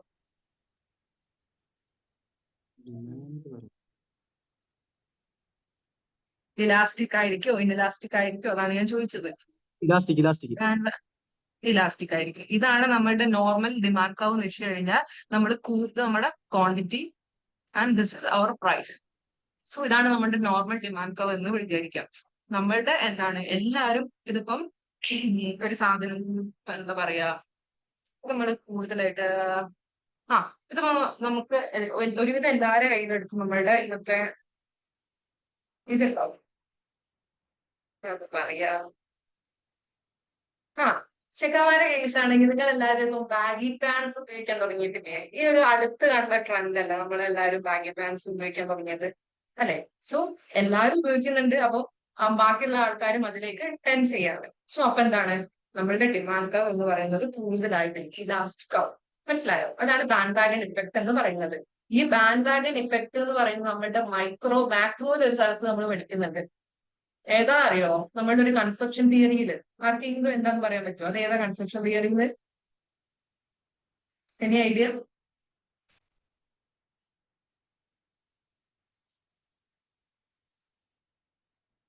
നമ്മളുടെ നമുക്കറിയാം absolute income conception, relative, permanent, life cycle, ഇത്തരത്തിലുള്ള നമ്മൾ കൺസെപ്ഷൻ ഫംഗ്ഷൻ മാക്രോയിൽ പഠിക്കുന്നുണ്ട്. അതിലൊരു കൺസെപ്ഷൻ ഫംഗ്ഷനിൽ നമ്മൾ ഈ ബാൻഡ് വാഗൻ ഇഫക്റ്റ് വെച്ചിട്ടാണ് പറയുന്നത്. അത് ഏതാണെന്ന് അറിയാൻ പറ്റുമോ? പറയാ നിങ്ങൾ പറയാമെങ്കിലും പെട്ടെന്ന് പറയടാ. നമുക്കിനി ക്വസ്റ്റ്യൻ ചെയ്യാണ്ട് കഴിഞ്ഞിട്ടാണ് അത് ചെയ്യാനുള്ളത്. പെർമനന്റ് ഹൈപ്പോത്തിസിസ് അല്ല, പെർമനന്റ് അല്ല. വേറെ പെർമനന്റ് അല്ല. ഇങ്ങോട്ട് ആലോചിച്ച് നോക്കൂ. ഈ ബാൻഡ് വാഗൻ ഇഫക്റ്റ് എന്താണ്? അപ്പം ഏത് കൺസെപ്ഷൻ ആയിട്ടായിരിക്കും ബന്ധം ഉണ്ടാവുക?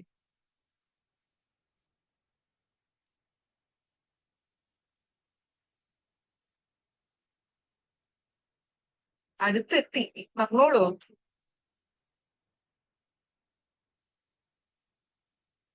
ഏതായിരിക്കും? Yes, relative income hypothesis correct ആണ്. അതായത് നമ്മൾ റിലേറ്റീവ് ഇൻകം ഹൈപ്പോത്തസിസിൽ നമ്മൾ എന്താ പഠിക്കുന്നത്? നമ്മളുടെ റിലേറ്റീവ്, അതായത് നമ്മളുടെ ചുറ്റുപാടുള്ള ആൾക്കാരുടെ ബിഹേവിയർ, അവരുടെ കൺസെപ്ഷൻ പാറ്റേൺ അനുസരിച്ചായിരിക്കും നമ്മൾ കൺസെപ്ഷൻ പാറ്റേൺ ഉണ്ടാവുക. അപ്പൊ അതിന്റെ അർത്ഥം എന്താണ്? അവിടെ ബാൻഡ് വാഗൻ ഇഫക്റ്റ് ആണ് നടക്കുന്നത്. ഇത് നിങ്ങൾക്ക് ചോദ്യമായിട്ട് വരും, ഓർത്ത് വെക്കുക. നമ്മുടെ റിലേറ്റീവ് ഇൻകം ഹൈപ്പോത്തസിസിലാണ് ബാൻഡ് വാഗൻ ഇഫക്റ്റ് ഉണ്ടാവുന്നത്. ക്ലിയർ? അടുത്ത സ്നോബ് ഇഫക്റ്റ്. ഞാൻ പറയൂ, നമുക്ക് സമയമില്ല, പെട്ടെന്ന് പറയണേ, അല്ലെങ്കിൽ നിങ്ങൾ ലേറ്റ് ആവും പോവാൻ.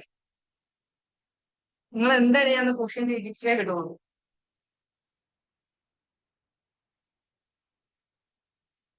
അപ്പോ സ്നോബ് അത് ആ ഈ ട്രെൻഡിന് ഇതിന് വിപരീതമായിട്ട് ചെയ്യുന്നല്ലേ സ്നോബ് എഫക്റ്റ്? ഇപ്പോ ഒരു ട്രെൻഡിന് വിപരീതമല്ല. ഓക്കെ, കറക്റ്റ് ആണ്. ഒന്നുകൂടെ പറയും. ഈ ഒരാൾ പർച്ചേസ് ചെയ്യുന്ന അല്ലാണ്ട് വേറെ സാധനം പർച്ചേസ് ചെയ്യുന്ന അതിന് ഇതായിട്ട്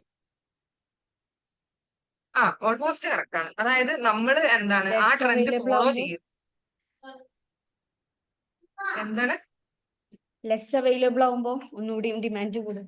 അതിന് എന്താ പറയാ? അല്ല, ലെസ് അവൈലബിലിറ്റി അത് നോർമൽ കണ്ടീഷനിൽ വരുന്നതല്ലേ. അവൈലബിലിറ്റി കുറയുമ്പോൾ നമ്മൾ അത് പ്രൈസ് കൂട്ടി വിൽക്കും. ക്വാണ്ടിറ്റി ഡിമാൻഡ് കുറയുമ്പോൾ പ്രൈസ് കൂടും. അത് നോർമൽ കണ്ടീഷൻ അല്ലേ? അല്ല, അത് അല്ല, ക്വാണ്ടിറ്റി കുറവാകുമ്പോ എക്സ്പെൻസീവ് കൂട്ടണ അതന്നെയല്ലേ സ്നോബ്? അല്ല അല്ല അല്ല. നീ ഇപ്പൊ പറഞ്ഞത് എന്താ വെച്ച് കഴിഞ്ഞാല് ഒരു സ്കാർസിറ്റി വരുമ്പോൾ ഡിമാൻഡ്, അതായത് നമ്മളുടെ ആ പ്രൊഡക്റ്റ് കുറയുമ്പോൾ നമ്മൾ എന്താ ചെയ്യുക? കൂടുതലായിട്ട് ഡിമാൻഡ് ചെയ്യും. അപ്പൊ പൊതുവെ എന്താണ് ആൾക്കാർ പ്രൈസ് കൂട്ടി വെക്കും. അത് വെച്ച് കഴിഞ്ഞാൽ നോർമൽ കണ്ടീഷനാണ്. സ്നോബ് ഇഫക്റ്റ് എന്ന് പറഞ്ഞു കഴിഞ്ഞാൽ എന്താ വെച്ച് കഴിഞ്ഞാല് നമ്മൾ ആ ട്രെൻഡ് ഫോളോ ചെയ്യുന്നില്ല. അതായത് ഫോർ എക്സാമ്പിൾ, നിങ്ങളിൽ എത്ര പേര് എന്താണ് നോർമൽ കീപാഡുള്ള ഫോൺ ഉപയോഗിക്കാൻ ഇഷ്ടമാണ്? അതേപോലെ തന്നെ എത്ര പേർക്ക് എന്താണ് പഴയ സാധനങ്ങൾ ഉപയോഗിക്കാൻ ഇഷ്ടമാണ്? ഐ മീൻ മറ്റേ ആന്റിക് ആയിട്ടുള്ള കാര്യങ്ങൾ. ഇതാണ് സ്നോബ് എന്തുകൊണ്ട് ഉദ്ദേശിക്കുന്നത്. നമ്മൾ ആ ഒരു ട്രെൻഡ് ഫോളോ ചെയ്തില്ല. റെയർ ആയിട്ടുള്ള കാര്യത്തിനോടായിരിക്കും നമ്മളുടെ ഡിമാൻഡ് എന്ന് പറയുന്നത്. അത്തരത്തിലുള്ള ഡിമാൻഡിനെയാണ് സ്നോബ് ഇഫക്റ്റ് എന്ന് പറയുന്നത്. അപ്പം സ്നോബ് ഇഫക്റ്റിന്റെ ഗ്രാഫ് എന്നത് നമ്മുടെ നോർമൽ ഡിമാൻഡ് കുറവാണെങ്കിൽ സ്നോബ് ഇഫക്റ്റ് കുറച്ചുകൂടെ ഇൻഇലാസ്റ്റിക് ആയിരിക്കും. ക്ലിയർ? ഇനി അടുത്തത് ഡബ്ലിൻ ഇഫക്റ്റ്. പെട്ടെന്ന് പറയും, ഡബ്ലിൻ ഇഫക്റ്റ് എന്താണ്? നമ്മളെല്ലാവരെയും നോർമൽ ആയിട്ട് കാണുന്ന ഒരു കാര്യമാണ് ഡബ്ലിൻ ഇഫക്റ്റ്. തെറ്റിച്ച ഐഡിയാണ് എല്ലാവരും. ഐഫോണിന്റെ അതിലും കൂടിയൊരു സാധനത്തിന് ബ്രാൻഡ് കൂടി ഐഫോൺ ആണ്, കറക്റ്റ് ആണ്. ഇപ്പൊ ആരാ സംസാരിക്കുന്നത്? പറഞ്ഞു കറക്റ്റ് ആണ്, പറയും. പ്രൈസ് കൂടിയ ഒരു സാധനത്തിന് വളരെ ബ്രാൻഡഡും ക്വാളിറ്റിയാന്ന് വിചാരിക്കല്ലേ? യെസ് ഗുഡ് കറക്റ്റ് അത് തന്നെയാണ്. വെബ്ലൻ ഇഫക്ട് വെബ്ലൻ ഇഫക്ട് എന്ന് ഇഷ്ടം കഴിഞ്ഞു കഴിഞ്ഞാല് നമ്മൾ എന്താ വെച്ച് കഴിഞ്ഞാല് പ്രൈസ് കൂടിയാലും നമ്മൾ അതിന്റെ മൂല്യം കൂടുതലാണെന്നാണ് നമ്മൾ വിചാരിക്കുന്നത്. അതുകൊണ്ടൊക്കെ തന്നെയാണ് നമ്മൾ ഐഫോണിന് ഭയങ്കരമായിട്ടുള്ള ഡിമാൻഡ് കൊടുക്കുന്നത്. ഐഫോൺ ഇപ്പം ഞാൻ നിങ്ങൾക്ക് 5000 രൂപയ്ക്ക് എന്റെ പുതിയ ഐഫോൺ, പുതിയ ലേറ്റസ്റ്റ് ആയിട്ടുള്ള 16 Pro Max അതെന്ന് പറയുന്നത് എന്താണ് നിങ്ങൾക്ക് തരാന്ന് 5000 രൂപയ്ക്ക് തരാന്ന് വിചാരിക്കുക. ഞാൻ ജസ്റ്റ് കവർ പൊട്ടിച്ചിട്ടേ ഉള്ളൂ. അപ്പോഴും നിങ്ങൾ 5000 രൂപയ്ക്ക് വാങ്ങൂ? ഇല്ല.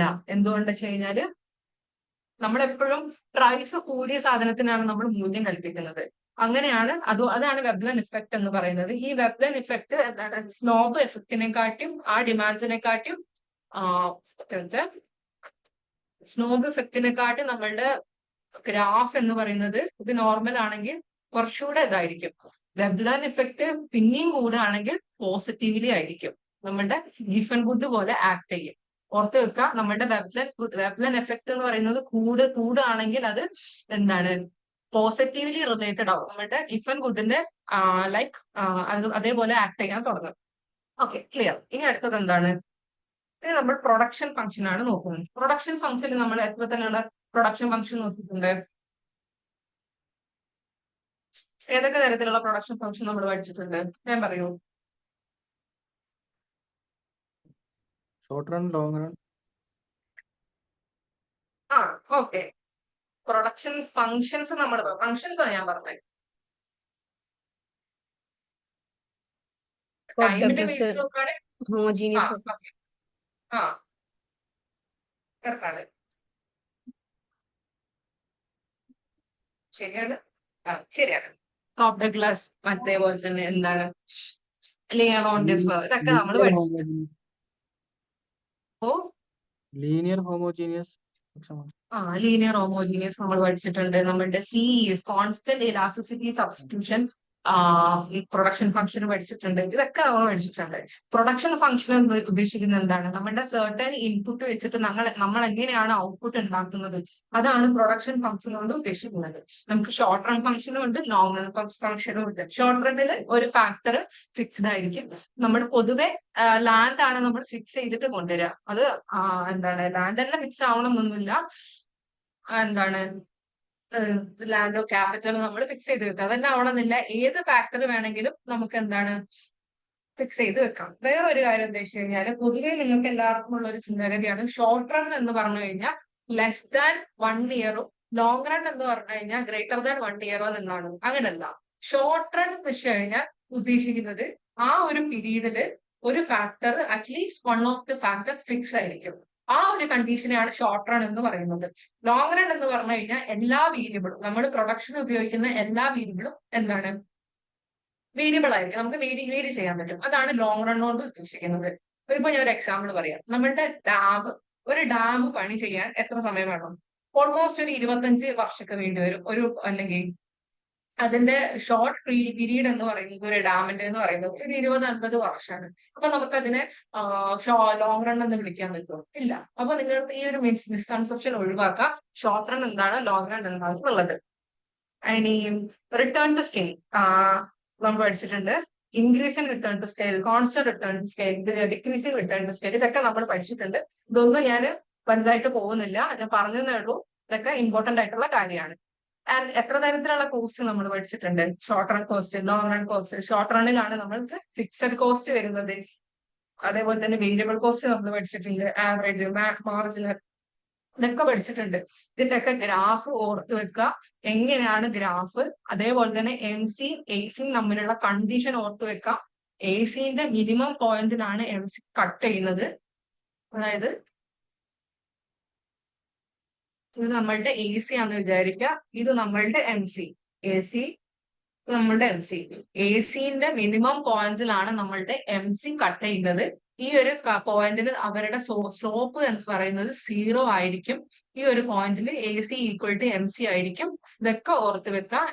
ഈ ഒരു പോയിന്റ് ഉണ്ടല്ലോ, ഇങ്ങോട്ട് ഇനീഷ്യൽ സ്റ്റേജിൽ എന്താണ് AC MC-നെക്കാട്ടിയും കൂടുതലായിരിക്കും. പിന്നെയോ, പിന്നെ MC ആയിരിക്കും AC-നെക്കാട്ടിയും കൂടുതൽ. ഇത്തരത്തിലുള്ള എല്ലാ കണ്ടീഷനും ഓർത്ത് വെക്കാം. വെരി വെരി വെരി ഇമ്പോർട്ടന്റ് ആണ്. നിങ്ങളുടെ കഴിഞ്ഞ 5 വർഷത്തെ ക്വസ്റ്റ്യൻ പേപ്പർ എടുത്ത് നോക്കിക്കഴിഞ്ഞാൽ എന്തായാലും ഈ ഒരു പാർട്ടിൽ നിന്ന് ഒരു ക്വസ്റ്റ്യൻ ഉറപ്പായിട്ടും വരുന്നതാണ്, തെറ്റിക്കരുത്. ഓക്കെ. പിന്നെ ചോദിക്കാനുള്ളത് എന്താ വെച്ച് കഴിഞ്ഞാല് ആ ഞാൻ ചോദിക്കാം, നിങ്ങൾ ഉത്തരം പറയണം. ഇൻകം ഇൻക്രീസ് ചെയ്ത് കഴിഞ്ഞാൽ ഡിമാൻഡ് കർവ് ഷിഫ്റ്റ് ചെയ്യാണോ ചെയ്യുക, കോൺട്രാക്ട് ചെയ്യാണോ ചെയ്യുക, എക്സ്റ്റൻഷൻ ചെയ്യാണോ ചെയ്യുക? എന്താ ചെയ്യുക ഇൻകം കൂടി കഴിഞ്ഞാല്? പെട്ടെന്ന് പറ.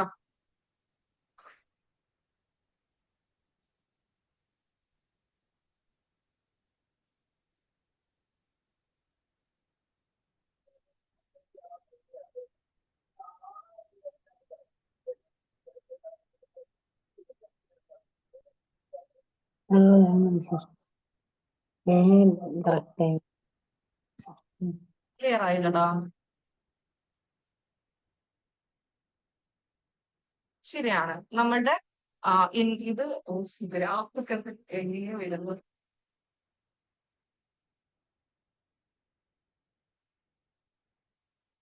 ഇവിടെ നമ്മളുടെ ക്വാണ്ടിറ്റി, ഡിമാൻഡ്, ഇവിടെ പ്രൈസ്. സോ ഇതാണ് നമ്മുടെ ഡിമാൻഡ് കർവ്. അതർ ദാൻ എന്താണ് പ്രൈസ്,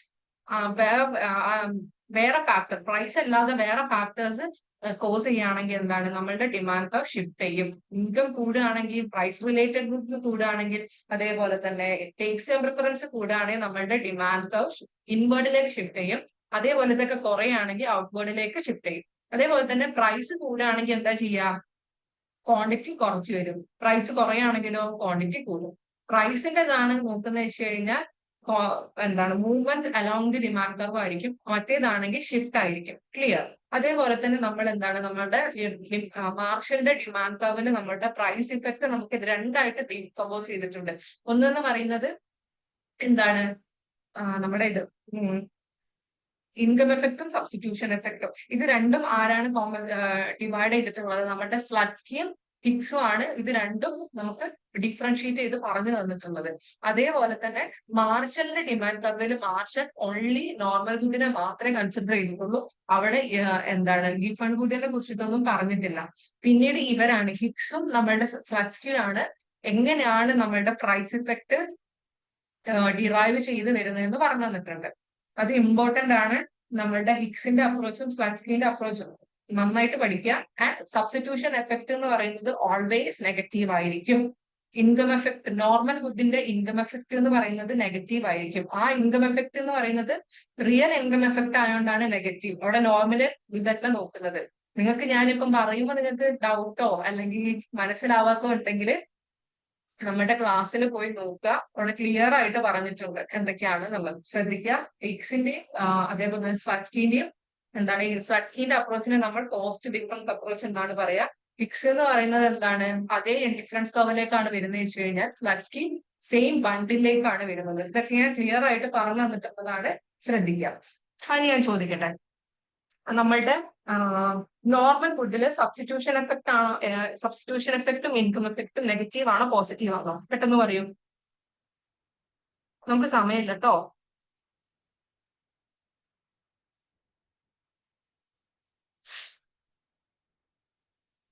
നിങ്ങൾ അൺമ്യൂട്ട് ആക്കിയിട്ട് പറയൂ കേട്ടോ. യെസ്, നോർമൽ ഫുഡില് ഇൻകം എഫക്ട് ആയാലും സബ്സ്റ്റിറ്റ്യൂഷൻ എഫക്ട് ആയാലും നെഗറ്റീവ് ആണ്. അതുകൊണ്ട് തന്നെ പ്രൈസ് ഇഫക്റ്റ് എന്ന് പറയുന്നത് നെഗറ്റീവ് ആണ്. അതായത് നമ്മുടെ നോർമൽ ഡിമാൻഡ് കർവ്. ഇൻഫീരിയർ ഫുഡിൽ സബ്സ്റ്റിറ്റ്യൂഷൻ എഫക്ട് എന്താണ്, അതേപോലെ തന്നെ നമ്മുടെ ഇൻകം എഫക്ട് എന്താണെന്ന് വേഗം പറയൂ.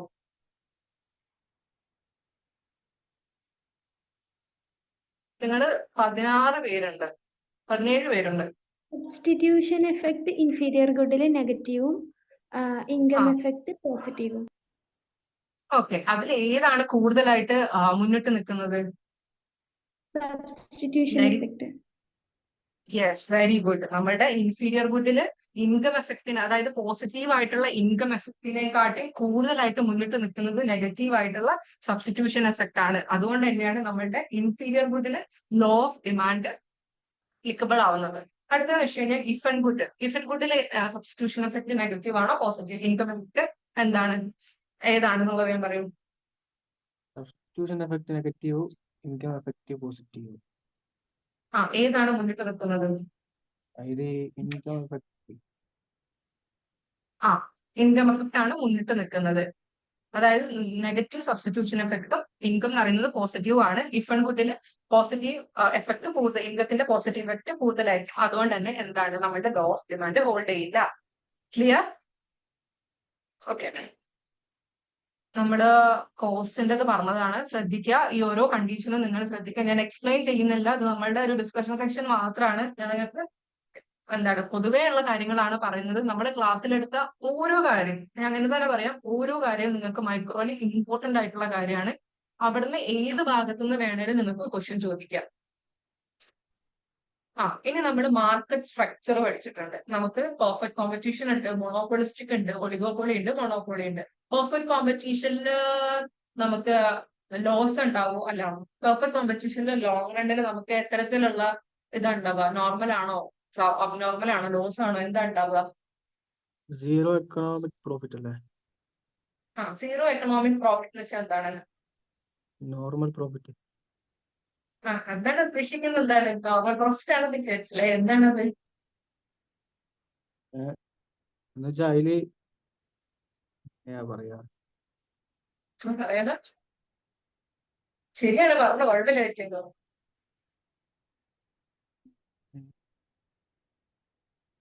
നമ്മളുടെ ഓപ്പർച്യൂണിറ്റി കോസ്റ്റും കവർ ചെയ്യും. അതായത് എന്താ വെച്ച് കഴിഞ്ഞാല് പെർഫെക്റ്റ് കോമ്പറ്റീഷനിൽ നമ്മളുടെ എന്താണ്, നമ്മൾ എത്രയാണോ നമ്മളുടെ പ്രോഫിറ്റ്, ഐ മീൻ റവന്യൂ എന്നുള്ളത് അത്ര തന്നെയായിരിക്കും നമ്മളുടെ കോസ്റ്റ്. നമ്മളുടെ കോസ്റ്റ് എത്രയാണോ അത്ര തന്നെയായിരിക്കും റവന്യൂ. നമുക്ക് അവിടെ ഒരു ലാഭവും ഇല്ല. സീറോ എക്കണോമിക് പ്രോഫിറ്റ് ആണ് അതുകൊണ്ട് ഉദ്ദേശിക്കുന്നത്. അതേപോലെ തന്നെ മോണോപോളിസ്റ്റിക് കോമ്പറ്റീഷനിൽ ലോങ് റണ്ണിൽ നമുക്ക് സൂപ്പർ നോർമൽ ആണോ ലോസ് ആണോ, എന്താണോ ഉണ്ടാവുക?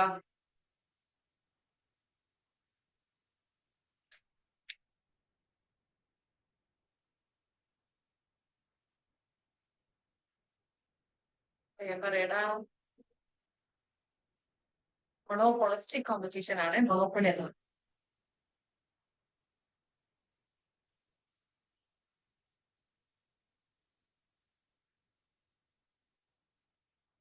ഞാൻ പറഞ്ഞു നിങ്ങൾ സംസാരിക്കണം. നമ്മളിതൊരു പാസീവ് ആയിട്ടല്ല ക്ലാസ് എടുക്കുന്നത്. നമ്മുടെ യൂഷ്വലി ക്ലാസ്സിൽ ഞാൻ മാത്രമാണ് സംസാരിക്കല്, പക്ഷെ ഇവിടെ ഇപ്പൊ അങ്ങനല്ല. മൊണോപ്പൊളിസ്റ്റിക് കോമ്പറ്റീഷനിൽ നോർമൽ പ്രോഫിറ്റ് ആണ് ഏൺ ചെയ്യുക. അതേപോലെ തന്നെ ഒളിഗോപൊളിയിലായാലും മൊണോപ്പൊളിയിലായാലും ലോങ് റണ്ണിൽ എന്താണ് സൂപ്പർ നോർമൽ പ്രോഫിറ്റ് ആണ് ഉണ്ടാവുക. എന്തുകൊണ്ടാന്ന് വെച്ച് കഴിഞ്ഞാല് എൻട്രി എക്സിറ്റ് അവിടെ എന്താണ് ലിമിറ്റഡ് ആയിരിക്കും, അല്ലെങ്കിൽ അവിടെ ഒരു ബാരിയർ ഉണ്ട്. അതുകൊണ്ടാണ്. ഓക്കെ, ഇതെന്ന് പറയുന്നത് ഈ 4 മാർക്കറ്റിന്റെയും കണ്ടീഷൻ ആണ് പഠിക്കുക. ഞാനൊന്ന് എക്സ്പ്ലെയിൻ ചെയ്യുന്നില്ല, പറഞ്ഞതേ ഉള്ളൂ. അതേപോലെ തന്നെ വേറെ ഒന്ന് പറഞ്ഞു വെച്ച് കഴിഞ്ഞാല് നമ്മളുടെ ലോ ഓഫ് ഡിമാൻഡിന്റെ എക്സെപ്ഷൻ കേസസ് ഏതൊക്കെയാവും? ഏതൊക്കെ സാഹചര്യത്തിലാണ് ലോ ഓഫ് ഡിമാൻഡ് വർക്ക് ചെയ്യാതിരിക്കുക?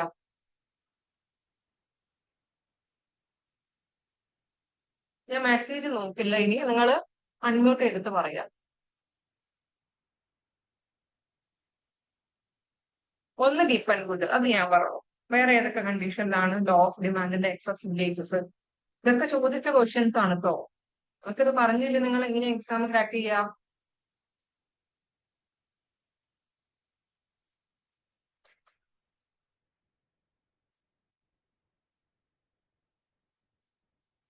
പറയോ? ignorance of സോറി, മനസ്സിലായില്ല.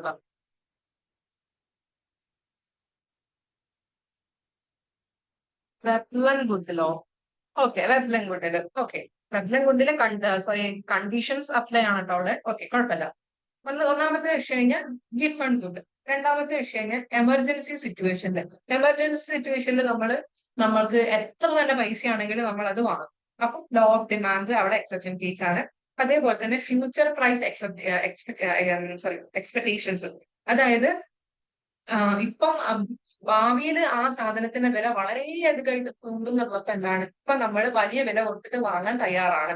അത്തരത്തിലുള്ള കേസിലും ഡെമോൺസ്ട്രേഷൻ എഫക്റ്റിലും, അതായത് നമ്മൾ എന്താണ് മറ്റുള്ളവരെ കണ്ടുപിടിക്കുമ്പോ എന്താണ് അതിന്റെ പ്രൈസ് എത്രയോ ആയിക്കോട്ടെ നമ്മൾ അത് വാങ്ങാൻ ശ്രമിക്കും. ഇപ്പോഴും നമ്മുടെ ലോ ഓഫ് ഡിമാൻഡിന്റെ എക്സെപ്ഷൻ കേസ് ആണ്. ക്ലിയർ? അത് കഴിഞ്ഞ ഇവിടെ എന്താണുള്ളത് ഞാൻ പറഞ്ഞു. നമ്മുടെ മാർക്കറ്റിന്റെ കണ്ടീഷൻ ആണ് എന്നുള്ളത് പഠിക്കുക. എന്തൊക്കെ പഠിക്കണം എന്ന് വെച്ച് കഴിഞ്ഞാൽ അതിന്റെ ഓരോ നമ്മുടെ മൊണോപ്പൊളി, പെർഫെക്റ്റ് കോമ്പറ്റീഷൻ, മൊണോപ്പൊളിസ്റ്റിക്, ഇതിന്റെയൊക്കെ short run, long run condition പഠിക്കുക. ലോസ് ആണോ, നോർമൽ പ്രോഫിറ്റ് ആണോ, സൂപ്പർ നോർമൽ പ്രോഫിറ്റ് ആണോ ഉണ്ടാവുക, ബാരിയേഴ്സ് ഓഫ് എൻട്രി ഇത് പഠിക്കുക, ഡിമാൻഡ് കർവിന്റെ എലാസിസിറ്റി പഠിക്കുക, എങ്ങനെയാണ് പ്രൈസ് ഡിറ്റർമൈൻ ചെയ്യുന്നത് പഠിക്കുക, AR എങ്ങനെയാണ്, MR എങ്ങനെയാണ്, ഡിമാൻഡ് കർവ് എങ്ങനെയാണെന്ന് പഠിക്കുക. ഇതൊക്കെ പഠിക്കുക. ക്ലിയർ? നമ്മൾ ഇതുവരെ ക്വസ്റ്റ്യനിലേക്ക് എത്തിയിട്ടില്ല കേട്ടോ. ഇതെന്ന് പറയുന്നത് പാരിട്ടോ ഒപ്റ്റിമാലിറ്റിന്റെ കണ്ടീഷനാണ്. എനിക്ക് 3 കണ്ടീഷൻ ഉണ്ട്. ഒന്നെന്ന് പറയുന്നത് എന്താ, പ്രൊഡക്ഷൻ എഫിഷ്യൻസി, അല്ല സോറി, ഒന്നെന്ന് പറയുന്നത് എക്സ്ചേഞ്ച് എക്കണോമി, 2 പ്രൊഡക്ഷൻ എഫിഷ്യൻസി, 3 എന്ന് പറയുന്നത് പ്രൊഡക്റ്റ് മിക്സ്. 3ന്റെയും കണ്ടീഷൻ പറയൂ. അവിടെ എഴുതിയിട്ടുണ്ട്, എന്നാലും നിങ്ങൾ ഓർത്ത് പറയാം, നിങ്ങൾക്ക് അറിയുന്നത് പറയാം.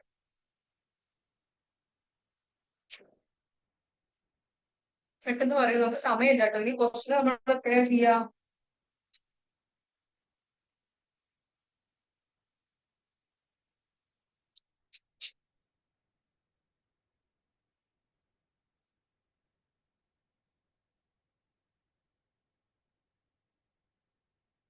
ഏതാ?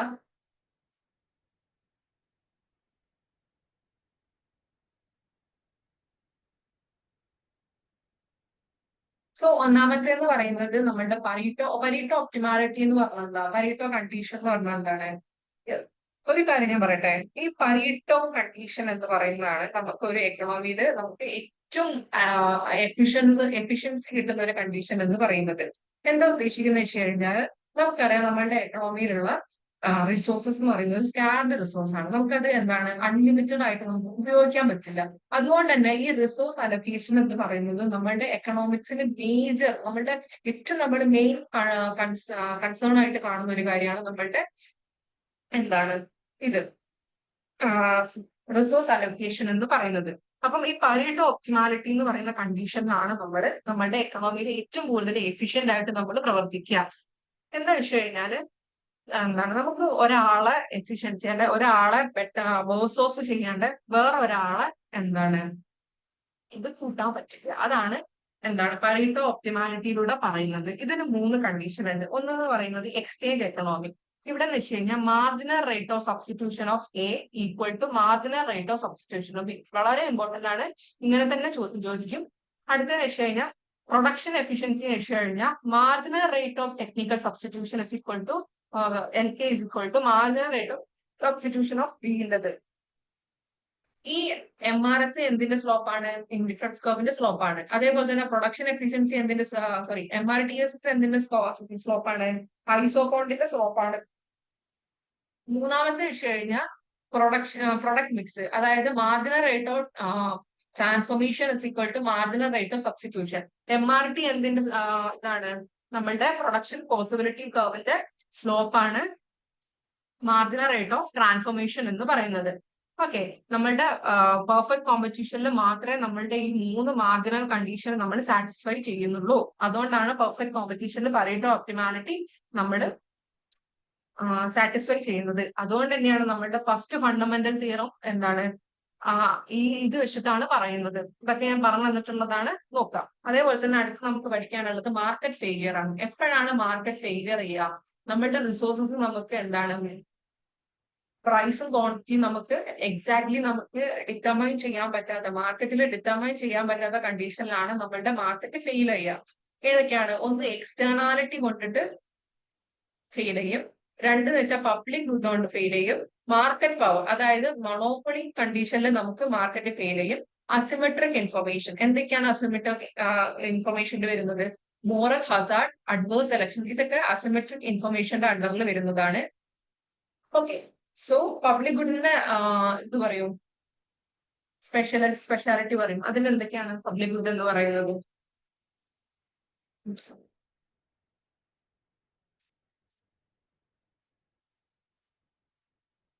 അൺമ്യൂട്ട് ആയിട്ട് പറയണേ.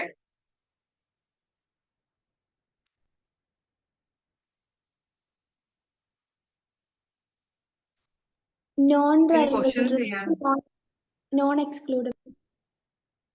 നോൺ റൈവലിറ്റി, നോൺ എക്സ്ക്ലൂഡബിലിറ്റി എന്ന് വെച്ചാൽ എന്താ ഉദ്ദേശിക്കുന്നത്?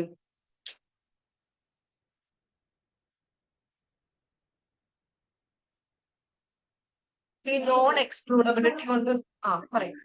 നോൺ എക്സ്ക്ലൂഡബിൾ എന്ന് പറഞ്ഞാല് ഇപ്പൊ ഒരാൾ ഉപയോഗിക്കുന്നതിനോട് മറ്റൊരാൾക്ക് തടസ്സമുണ്ട് അല്ലെങ്കിൽ അത് കിട്ടാതാവുന്നില്ല, അങ്ങനല്ലേ? അല്ല, നമ്മൾ ആ ഒരു ഗുഡ് നമുക്ക് അവൈൽ ചെയ്യണം എന്നുണ്ടെങ്കിൽ നമുക്കത് പേ ചെയ്യണ്ട. അതാണ് എക്സ്ക്ലൂഡബിൾ എന്ന് പറയുന്നത്, നോൺ എക്സ്ക്ലൂഡബിലിറ്റി എന്ന് പറയുന്നത്. ഈ പറഞ്ഞത് റൈവാലിറ്റി ആണ്. അതായത് ഞാനിപ്പോ ആ ഗുഡ് കൺസ്യൂം ചെയ്യുന്നോണ്ട് എനിക്ക് ആ വേറെ ഒരാളെ ഗുഡ് കൺസ്യൂം ചെയ്യുന്നോണ്ട് എന്താണ് അവിടെ ഒരു കുറവ് വരുന്നില്ല. അതാണ് നോൺ റൈവാലിറ്റി എന്നുകൊണ്ട് ഉദ്ദേശിക്കുന്നത്. നമ്മുടെ മൈക്രോയിൽ ഇല്ലാത്തൊരു കാര്യമാണ്, പബ്ലിക് എക്കണോമിക്സിലുള്ളതാണ്. ഞാൻ ഒരു കാര്യം ചോദിക്കട്ടെ, എൻവയോൺമെന്റ് ഗുഡിന്റെ കണ്ടത് എന്താണ്? എൻവയോൺമെന്റ് ഗുഡിന്റെ അത് പറയൂ.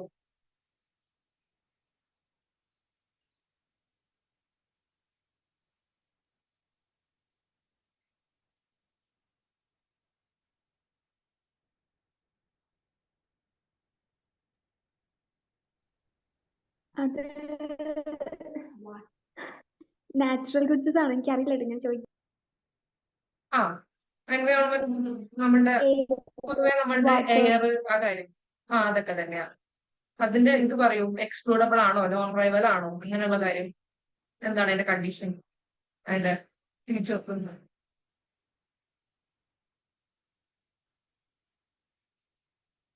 അതും റൈവലും കുട്ടീനെ പോലെ തന്നെയല്ലേ, നോൺ എക്സ്ക്ലൂഡബിളും നോൺ റൈവൽസും അല്ലേ? അല്ല, റൈവലും നോൺ എക്സ്ക്ലൂഡബിളും. Yes correct, very good. നമുക്ക് ഒരു ചാർട്ട് ഉണ്ടാക്കാം. എങ്ങനെ പഠിച്ചാൽ മതി? ഇവിടെ റൈവൽ, ഇവിടെ നോൺ റൈവൽ, ഇവിടെ എക്സ്ക്ലൂഡബിലിറ്റി. നിങ്ങൾ പറയണം എന്തൊക്കെയാണ് ഇതിന്റെ അണ്ടറിൽ വരിക. ഇവിടെ നോൺ എക്സ്ക്ലൂഡബിലിറ്റി. റൈവലും എക്സ്ക്ലൂഡബിലിറ്റിയും ഏത് ഗുഡിലാ വരിക? Private good. യെസ്, പ്രൈവറ്റ് ഗുഡിലാണ് റൈവലും എക്സ്ക്ലൂഡബിലിറ്റിയും വരിക. അതായത് എന്താണ്, ഒരാള് ഇതിപ്പം അഭിഷത്ത് ഒരു ഗുഡ് വാങ്ങുമ്പോൾ എന്താണ് അത് അവൈൽ ചെയ്ത് കഴിഞ്ഞാൽ എനിക്ക് ആ ഗുഡ് കിട്ടാനുള്ള ചാൻസ് കുറവായിരിക്കും, അത് റൈവല്. എക്സ്ക്ലൂഡബിൾ എന്ന് വെച്ച് കഴിഞ്ഞാൽ എനിക്ക് ആ ഗുഡിന് പേ ചെയ്താൽ മാത്രമേ എനിക്ക് ആ ഗുഡ് വാങ്ങാൻ പറ്റുള്ളൂ. അതാണ് എക്സ്ക്ലൂഡബിലിറ്റി എന്ന് പറയുന്നത്. അടുത്തത് റൈവലും ആണ് നോൺ എക്സ്ക്ലൂഡബിളും ആണ്. അത് തരത്തിലുള്ള ഗുഡ് ഏതാണ്?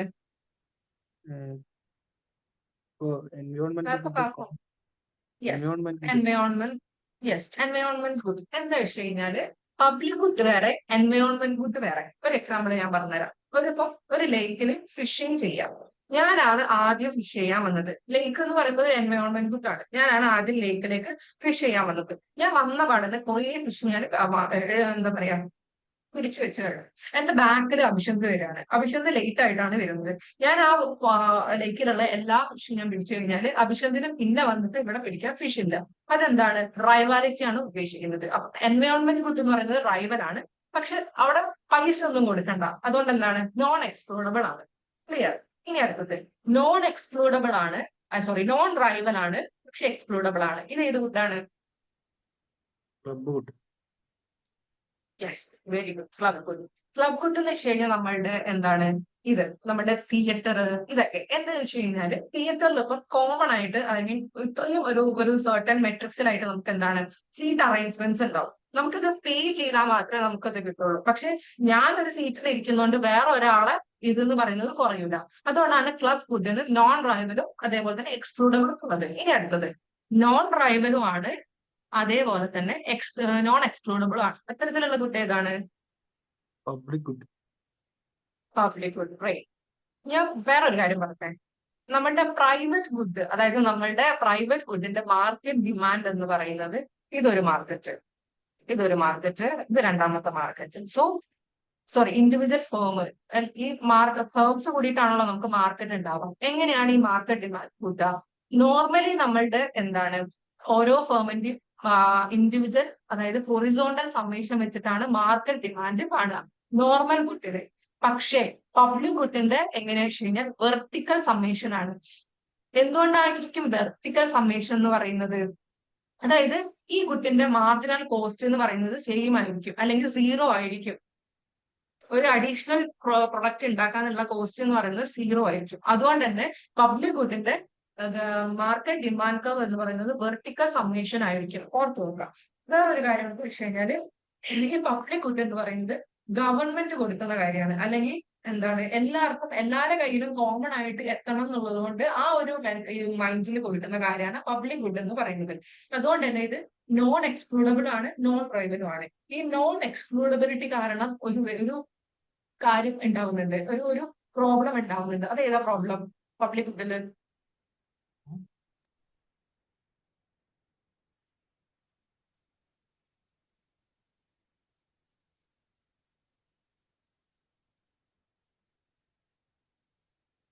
മനസ്സിലായില്ല ചോദ്യം. നോൺ എക്സ്ക്ലൂഡബിലിറ്റി എന്ന് വെച്ച് കഴിഞ്ഞാൽ നമുക്കത് എന്താണ് പേ ചെയ്യാണ്ട് ഉപയോഗിക്കാം. അപ്പം അത്തരത്തിൽ വരുന്ന ഒരു പ്രോബ്ലം എന്താണ്, അതിന്റെ പേരെന്താണ്, അതിന് പറയുന്ന പേരെന്താണ്?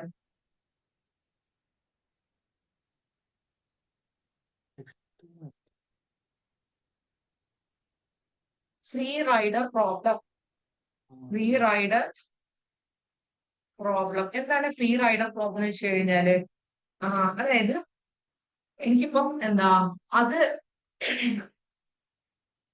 ആ ഒരു ഗുഡ് വാങ്ങണം എന്നുണ്ടെങ്കിൽ എനിക്ക് പേ ചെയ്യേണ്ട ആവശ്യമില്ല. ഞാനത് പേ ചെയ്യാണ്ട് ഞാനത് കൺസ്യൂം ചെയ്യും. അതാണ് ഫ്രീ റൈഡർ പ്രോബ്ലം എന്നുകൊണ്ട് ഉദ്ദേശിക്കുന്നത്. ഈ ഫ്രീ റൈഡർ പ്രോബ്ലം തടയാൻ വേണ്ടിയിട്ടാണ് നമ്മൾ ടാക്സ് കൊണ്ടുവരുന്നത്. ഈ ടോൾ ടാക്സ് ഒക്കെ നമ്മൾ കണ്ടിട്ടില്ലേ? അവിടെ എന്താ സംഭവിക്കുന്നത്? റോഡ് എന്ന് പറയുന്നത് എല്ലാവർക്കും ആ റോഡ് കൂടെ പോവാ, പക്ഷെ നമ്മൾ സർട്ടൺ ടാക്സ് കൊടുക്കണം. ആ ഒരു റോഡിന്റെ ബെനിഫിറ്റ് നമ്മൾ എൻജോയ് ചെയ്യണം എന്നുണ്ടെങ്കിൽ നമ്മൾ എന്താണ് ടോളില് ടാക്സ് കൊടുക്കണം. അങ്ങനെയാണ് നമ്മൾ ഈ ഫ്രീ റൈഡർ പ്രോബ്ലം നമ്മൾ കുറയ്ക്കുന്നത്. അതേപോലെ തന്നെ പബ്ലിക് ഗുഡിന്റെ വേറെ ഒരു കാര്യമാണ് ട്രാജഡി ഓഫ് കോമൺസ്. ഇതായിട്ട് ബന്ധമില്ലാത്തതാണ് ഞാൻ പറഞ്ഞതേ ഉള്ളൂ. അതേപോലെ തന്നെ മോറൽ ഹസാർഡ് എന്ന് പറയുന്നത് എന്താണ് ആഫ്റ്റർ ദി സെയിൽ ആണ്, ആഫ്റ്റർ ഹിഡൻ ആക്ഷൻ ആണ് മോറൽ ഹസാർഡ് എന്ന് പറയുന്നത്. അഡ്വേഴ്സ് സെലക്ഷൻ എന്ന് പറയുന്നത് ഹിഡൻ ക്വാളിറ്റി ആണ്. അഡ്വേഴ്സ് സെലക്ഷൻ എന്ന് പറയുന്നത് ബിഫോർ ദി സെയിൽ. ക്ലിയർ? ഇതൊക്കെ കീവേഡ്സ് ആണ് നിങ്ങൾക്ക് ക്വസ്റ്റ്യനിൽ after the sale, before the സെയിലിനൊക്കെ ആയിരിക്കും ചോദിക്കുക. എന്താണെന്ന് ഓർത്ത് വെക്കുക. ക്ലിയർ? ഓക്കെ, ഇതിന്റെ ഇനി നമുക്ക് ക്വസ്റ്റ്യൻ ചെയ്യാം. ഇത്രയേ ഉള്ളൂ മെയിൻ ആയിട്ട് പറയാനുള്ളത്. ക്വസ്റ്റ്യൻ ഉണ്ട്, ചെയ്യാം. നിങ്ങൾക്ക് ഈ ക്വസ്റ്റ്യൻ ചെയ്യാൻ ഞാൻ നിങ്ങൾക്ക് 2 മിനിറ്റ് തരും. ക്വസ്റ്റ്യൻ എന്താ വെച്ച് കഴിഞ്ഞാൽ what will be the price elasticity of demand the value of X is equal to 2 for the demand function. ഇവിടെ തന്നിട്ടുണ്ട് P is equal to 10 - 2x - 0.5x². കണ്ടിട്ടുണ്ട്. 2 മിനിറ്റ് നിങ്ങൾക്ക് തരുള്ളൂ. നിങ്ങൾക്ക് എക്സാമിന് 2 മിനിറ്റ് ഒരു ക്വസ്റ്റ്യൻ ചെയ്യാനുള്ള സമയമുള്ളൂ. So 2 minutes only. വേഗം ചെയ്യൂ. ആൻസർ എന്താണ്?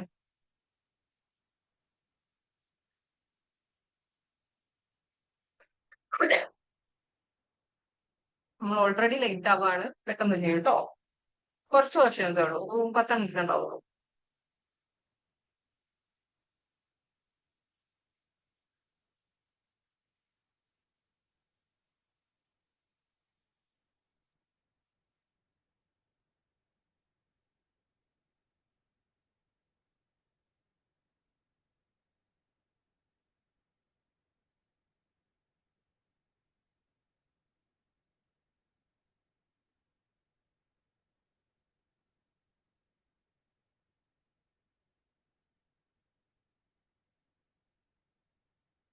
ചെയ്തോ?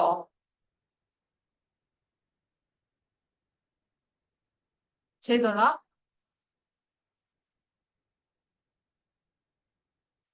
ആൻസർ പറയൂ.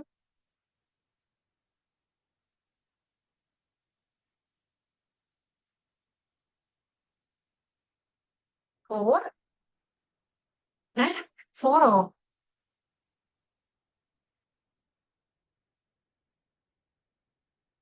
ഓക്കെ, കാണിച്ചുതരാം. നമ്മളുടെ ഇവിടെ എന്താ ചോദിച്ചിട്ടുള്ളത്? 0.5 ആട്ടോ ആൻസർ. 0 അല്ല, ഞാൻ പറഞ്ഞുതരാം. ഇവിടെ എന്താ ചോദിച്ചിട്ടുള്ളത്? What will be the price elasticity of demand ആണ് ചോദിച്ചിട്ടുള്ളത്. നമ്മളുടെ പ്രൈസ് ഇലാസ്റ്റിസിറ്റി ഓഫ് ഡിമാൻഡ് കാണാനുള്ള ഇക്വേഷൻ എന്താ? Percentage change of quantity demand divided by percentage change of price അല്ലേ? ഇത് നമുക്ക് എങ്ങനെ എഴുതാം? Change in Q D divided by change in price into P by Q. ഇങ്ങനെ എഴുതിക്കൂടെ? ഇങ്ങനെ എഴുതുന്നതിന് കുഴപ്പമില്ലല്ലോ. അപ്പൊ നമുക്കിവിടെ ഡിമാൻഡ് ഫംഗ്ഷൻ തന്നിട്ടുണ്ട്. ഇത് എന്ത് ഡിമാൻഡ് ഫംഗ്ഷൻ ആണ്? നോർമൽ ആണോ ഇൻവേഴ്സ് ആണോ? ഇത് ഇൻവേഴ്സ് ഡിമാൻഡ് ഫംഗ്ഷൻ ആണോ? V is the function of x ആണ് തന്നിട്ടുള്ളത്. So this is inverse demand function. So ഇതിനെ നമ്മൾ ഡിഫറൻഷിയേറ്റ് ചെയ്യുക. അതായത് ഇതിനെ ഡിഫറൻഷിയേറ്റ് ചെയ്ത് എന്താ നമുക്ക് കിട്ടുക? dp/dx ആണ് കിട്ടുക. അതായത് നമ്മൾ ഉൾട്ടയാണ് ചെയ്യുന്നത്. വഴിയുണ്ട് ചെയ്യാം. ഇതിനെ നമ്മൾ എന്താണ് ഡിഫറൻഷിയേറ്റ് ചെയ്താൽ നമുക്ക് എന്താണ് കിട്ടുക? 10നെ ഡിഫറൻഷിയേറ്റ് ചെയ്താൽ 0 ആയിപ്പോ. -2x ചെയ്താലോ 2x -2x മൈനസ് ഇതിനെ ചെയ്താലോ 0.5 ചെയ്ത് കഴിഞ്ഞാൽ 0.25 x⁻1 ആയിരിക്കും കിട്ടുക. ഓക്കെ, സോ ഇതാണ് നമ്മളുടെ demand function, inverse demand function. നമുക്ക് ഇതാണ് കിട്ടിയിട്ടുള്ളത്. ഇതിൽ നമ്മൾ എക്സിന്റെ വാല്യൂ ഇവിടെ തന്നിട്ടുണ്ടല്ലോ, x = 2 എന്നുള്ളത്. ഇവിടെ നമ്മൾ 2 എന്ന് കൊടുക്കുക. അപ്പൊ എത്ര കിട്ടും? 0.50 അല്ലേ? -2 -2നെ 0.50 മൈനസ് ചെയ്ത് കഴിഞ്ഞാൽ 1.50 അല്ലേ? ഇതാണ് നമ്മളുടെ ഇൻവേഴ്സ് ഡിമാൻഡ് ഫംഗ്ഷൻ. ഇത് എന്ന് പറയുന്നത് എന്താണ്? ഇതിന്റെ ഓപ്പോസിറ്റ് ആണ്. ഇതിന്റെ ഓപ്പോസിറ്റ് ആണ് നമുക്ക് ഇവിടെ കിട്ടിയത്. സോ ഇതിന്റെ റെസിപ്രോക്കൽ എടുക്കാം. ഇതിന്റെ റെസിപ്രോക്കൽ എടുത്തിട്ട് നമുക്ക് എന്താണ് ഈ എക്സ് എന്നുള്ളത് ഈ പ്രൈസിൽ ഇട്ട് കൊടുത്തു കഴിഞ്ഞാൽ നമുക്ക് പ്രൈസ് കിട്ടും. ആ പ്രൈസ് ഇവിടെ കൊടുക്കുക, ഈ ക്വാണ്ടിറ്റി ഇവിടെയും കൊടുക്കുക. അപ്പൊ നമ്മളുടെ ഇലാസ്റ്റിസിറ്റി ഓഫ് ഡിമാൻഡ് നമുക്ക് കിട്ടും. ഞാൻ ഇവിടെ നല്ലോണം ചെയ്ത് വെച്ചിട്ടുണ്ട്, നോക്കാം. സോ നമ്മളുടെ ഇക്വേഷൻ എന്ന് പറയുന്നത് ഇതാണ്. നമ്മളുടെ ഇൻവേഴ്സ് ഡിമാൻഡ് ഫംഗ്ഷനോ ഇതാണ്. ഇവിടെ നമ്മൾ എക്സ് ഇട്ട് കൊടുത്തു കഴിഞ്ഞാൽ സോ 4 ആണോ? പ്രൈസ് = 4. ഓക്കെ, ഈ ഇക്വേഷനിൽ നമ്മുടെ എക്സ് ഇട്ട് കൊടുത്തിട്ട് പ്രൈസ് = 4 ആണ് കിട്ടുന്നത്. സോ ഇതിനെ നമ്മൾ ഞാൻ പറഞ്ഞു ഡിഫറൻഷിയേറ്റ് ചെയ്തു. അപ്പൊ ഡിഫറൻഷിയേറ്റ് ചെയ്തപ്പോ നമുക്ക് എത്ര കിട്ടിയത്? ഇതാണ് കിട്ടിയിട്ടുള്ളത്. ഈ മൈനസ് എന്ന് പറയുന്നത് എന്താണ്? നമ്മളുടെ ഓൾറെഡി നമുക്കറിയാം പ്രൈസും ക്വാണ്ടിറ്റിയും തമ്മിൽ നെഗറ്റീവ് റിലേഷൻ ആണ്. അതുകൊണ്ടാണ് അവിടെ നെഗറ്റീവ് കൊടുത്തിട്ടുള്ളത്. സോ നമുക്ക് സോൾവ് ചെയ്ത് വരുമ്പോൾ എത്രയാ കിട്ടുന്നത്? 0.5 ആണ്. നിങ്ങൾക്ക് കിട്ടിയോ? ക്ലിയർ ആയോ? ക്ലിയർ ആയോ? മനസ്സിലായോ? All okay? ഞാൻ പറയടാ, clear ആണ്. ടൈം ആവും. ഓക്കെ, ഇനി അടുത്ത ക്വസ്റ്റ്യൻ നോക്കാം നമുക്ക്. Which of the following is true with respect to a straight line demand curve touching both axes, that is demand is elastic? ഒന്നുമില്ല, എന്താ ചോദിക്കുന്നത് വെച്ച് കഴിഞ്ഞാൽ ഒരു സ്ട്രൈറ്റ് ലൈൻ ഡിമാൻഡ് കർവ് ഇതില് എന്താണ് രണ്ട് ആക്സിസും ടച്ച് ചെയ്യുന്നുണ്ട്. അതായത് എക്സ് ആക്സിസും വൈ ആക്സിസും ടച്ച് ചെയ്യുന്നുണ്ട്. ഈ ഒരു ഇതില് ഡിമാൻഡ് ഇലാസ്റ്റിക് ആയത് ഏതൊരു ഏറ്റവും കൂടുതൽ ഇലാസ്റ്റിക് ആകുന്ന പോയിന്റ് ഏതാണെന്നാ ചോദിച്ചത്. ഏതായിരിക്കും? ബിലോ ദ മിഡ് പോയിന്റ് ആണോ? ഇതാണ് മിഡ് പോയിന്റ് കേട്ടോ.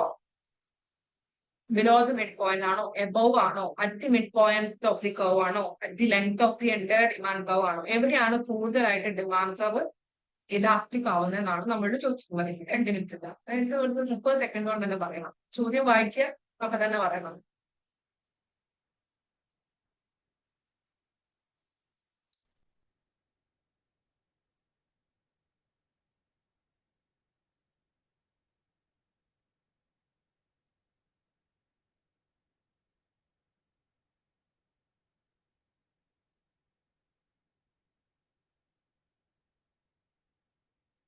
പറയടാ, അൺമ്യൂട്ട് ആക്കിയിട്ട് പറയട്ടോ. Above the mid point. Very good, right, ശരിയാണ്. Above the above the mid point correct. എന്താ വെച്ച് കഴിഞ്ഞാൽ നമുക്കറിയാം നമ്മളുടെ ഡിമാൻഡ് കർവ് എന്താണ് ഈ ഒരു പോയിന്റ്സില് 0 ആണ്. നമുക്കറിയാം ഇലാസ്റ്റിസിറ്റി ഓഫ് ഡിമാൻഡ് എന്ന് പറയുന്നത് 0ന്റെയും ഇൻഫിനിറ്റിന്റെയും ഇടയിലുള്ള റേഞ്ചിലാണ് ഉണ്ടാവുക. സോ ഈ ഒരു എക്സ് ആക്സിസ് മീറ്റ് ചെയ്യുന്ന പോയിന്റിൽ ഇലാസ്റ്റിസിറ്റി ഡിമാൻഡ് എന്ന് പറയുന്നത് 0 ആയിരിക്കും. ദാറ്റ് ഇസ് പെർഫെക്റ്റ്ലി ഇൻഇലാസ്റ്റിക് ആയിരിക്കും. ഈ ഒരു പോയിന്റിൽ ഇലാസ്റ്റിസിറ്റി ഓഫ് ഡിമാൻഡ് ഇൻഫിനിറ്റി ആയിരിക്കും. ദാറ്റ് ഇസ് പെർഫെക്റ്റ്ലി ഇലാസ്റ്റിക് ആയിരിക്കും. മിഡ് പോയിന്റ്സിൽ 1 ആയിരിക്കും. യൂണിറ്റ് ഡിമാൻഡ് ആയിരിക്കും. മുകളിലോട്ട് പോകുന്നതിനനുസരിച്ച്, അതായത് ലെഫ്റ്റിലോട്ട്, ഇത് ചോദിച്ചിട്ടുള്ള ക്വസ്റ്റ്യൻ ആട്ടോ നിങ്ങളോട്. അതായത് ഡിമാൻഡ് കർവിന്റെ റൈറ്റ് നിന്ന് ലെഫ്റ്റിലോട്ട് പോകുമ്പോൾ ഇലാസ്റ്റിസിറ്റി കൂടുകയാണോ കുറയാണോ ചെയ്യാന്ന് ചോദിച്ചിട്ടുണ്ട്. അപ്പം റൈറ്റ് നിന്ന് ലെഫ്റ്റിലോട്ട് പോകുമ്പോൾ എന്താണ് ഇലാസ്റ്റിസിറ്റി കൂടുകയാണ്. അതേപോലെ തന്നെ ലെഫ്റ്റ് നിന്ന് റൈറ്റിലോട്ട് വരുമ്പോൾ ഇലാസ്റ്റിസിറ്റി കുറയാണ്. നോട്ട് ചെയ്ത് വെക്കാം കേട്ടോ. പിന്നെ അടുത്തത്, which of the following is homogeneous function of the first degree set? ഇതിൽ ഏതാണ് ഫസ്റ്റ് ഡിഗ്രീനെ കുറിച്ചിട്ട് പറയുന്നത്? ഫസ്റ്റ് ഡിഗ്രി പ്രൊഡക്ഷൻ ഫംഗ്ഷനെ കുറിച്ചിട്ട് പറയുന്നത്.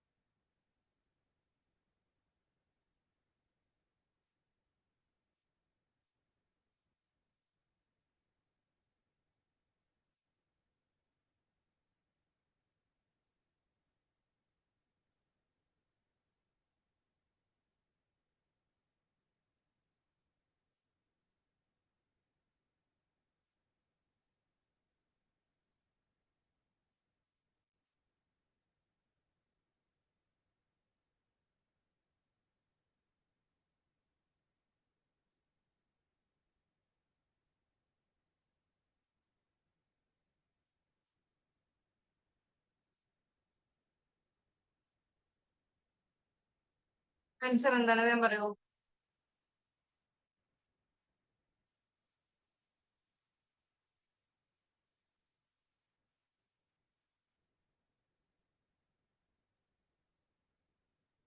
Cobb Douglas production function.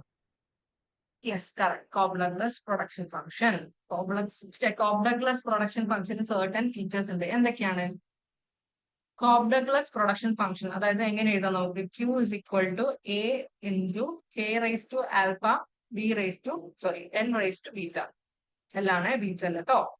Okay, എന്തൊക്കെയാണ് ഈ പ്രൊഡക്ഷൻ ഫംഗ്ഷന്റെ പ്രത്യേകത എന്ന് പറഞ്ഞു കഴിഞ്ഞാൽ, ഈ A എന്ന് പറയുന്നത് എഫിഷ്യൻസി പാരാമീറ്റർ ആണ്. K എന്ന് പറയുന്നത് എന്താണ്? ക്യാപിറ്റൽ. L എന്ന് പറയുന്നത് ലേബർ ആണ്. ഈ മേലുള്ള ഈ റേസ് ടു അതായത് ആൽഫയും ബീറ്റയും കൊണ്ട് ഉദ്ദേശിക്കുന്നത് എന്താണ്? ഇതെന്ന് പറയുന്നത് ഔട്ട്പുട്ട് ഇലാസ്റ്റിസിറ്റിനെയാണ് ആൽഫേനെയും ബീറ്റേനെയും കൊണ്ട് ഉദ്ദേശിക്കുന്നത്. അതായത് ഇവിടെ 1 യൂണിറ്റ് ക്യാപിറ്റൽ ചേഞ്ച് ചെയ്യുമ്പോൾ എത്ര യൂണിറ്റ് ആണ് ഔട്ട്പുട്ട് ഈ ക്യൂവില് ചേഞ്ച് വരിക എന്നുള്ളതാണ് ഈ ആൽഫനെ കൊണ്ട് ഉദ്ദേശിക്കുന്നത്. അതായത് 1 യൂണിറ്റ് ക്യാപിറ്റൽ ചേഞ്ച് ചെയ്യുമ്പോൾ ആൽഫ യൂണിറ്റ് ആണ് ഔട്ട്പുട്ടിൽ ചേഞ്ച് വരിക. അതേപോലെ തന്നെ ലേബറിന്റെ അവിടെ പോവാം. ലേബറിൽ 1 യൂണിറ്റ് ചേഞ്ച് വരുമ്പോൾ ക്വാണ്ടിറ്റിയിൽ ബീറ്റ എമൗണ്ട് ഓഫ് ചേഞ്ച് ആണ് വരിക. അപ്പം നിങ്ങളുടെ ക്വസ്റ്റ്യനിൽ ഈ പ്രൊഡക്ഷൻ ഫംഗ്ഷൻ തന്നിട്ട് ഔട്ട്പുട്ട് ഇലാസ്റ്റിസിറ്റി കണ്ടുപിടിക്കാൻ പറഞ്ഞു കഴിഞ്ഞാൽ ഒന്നുമില്ല, ഇതിന്റെ മുകളിൽ എന്താണോ ഉള്ളത്, എന്താണോ നമ്മളോട് ചോദിച്ചിട്ടുള്ളത് അത് അങ്ങോട്ട് എഴുതി കൊടുത്താൽ മതി, അത്രേ ഉള്ളൂ. ഓക്കെ, ഈ ആൽഫയും ബീറ്റ എന്ന് പറയുന്നത് പ്രൊഡക്ഷൻ അല്ല, ഔട്ട്പുട്ട് ഇലാസ്റ്റിസിറ്റി ആണ്. അതേപോലെ തന്നെ ഇത് എന്ന് പറയുന്നത് ലോങ് റൺ പ്രൊഡക്ഷൻ ഫംഗ്ഷൻ ആണ്. എന്തുകൊണ്ടായിരിക്കും ലോങ് റൺ പ്രൊഡക്ഷൻ ഫംഗ്ഷൻ എന്ന് പറയുന്നത്? ഇതിന്റെ ഉത്തരം നിങ്ങൾ തരണേ. പറയൂ, ഞാൻ പറയൂ, നിങ്ങൾക്ക് പെട്ടെന്ന് വൈൻഡപ്പ് ചെയ്യാം.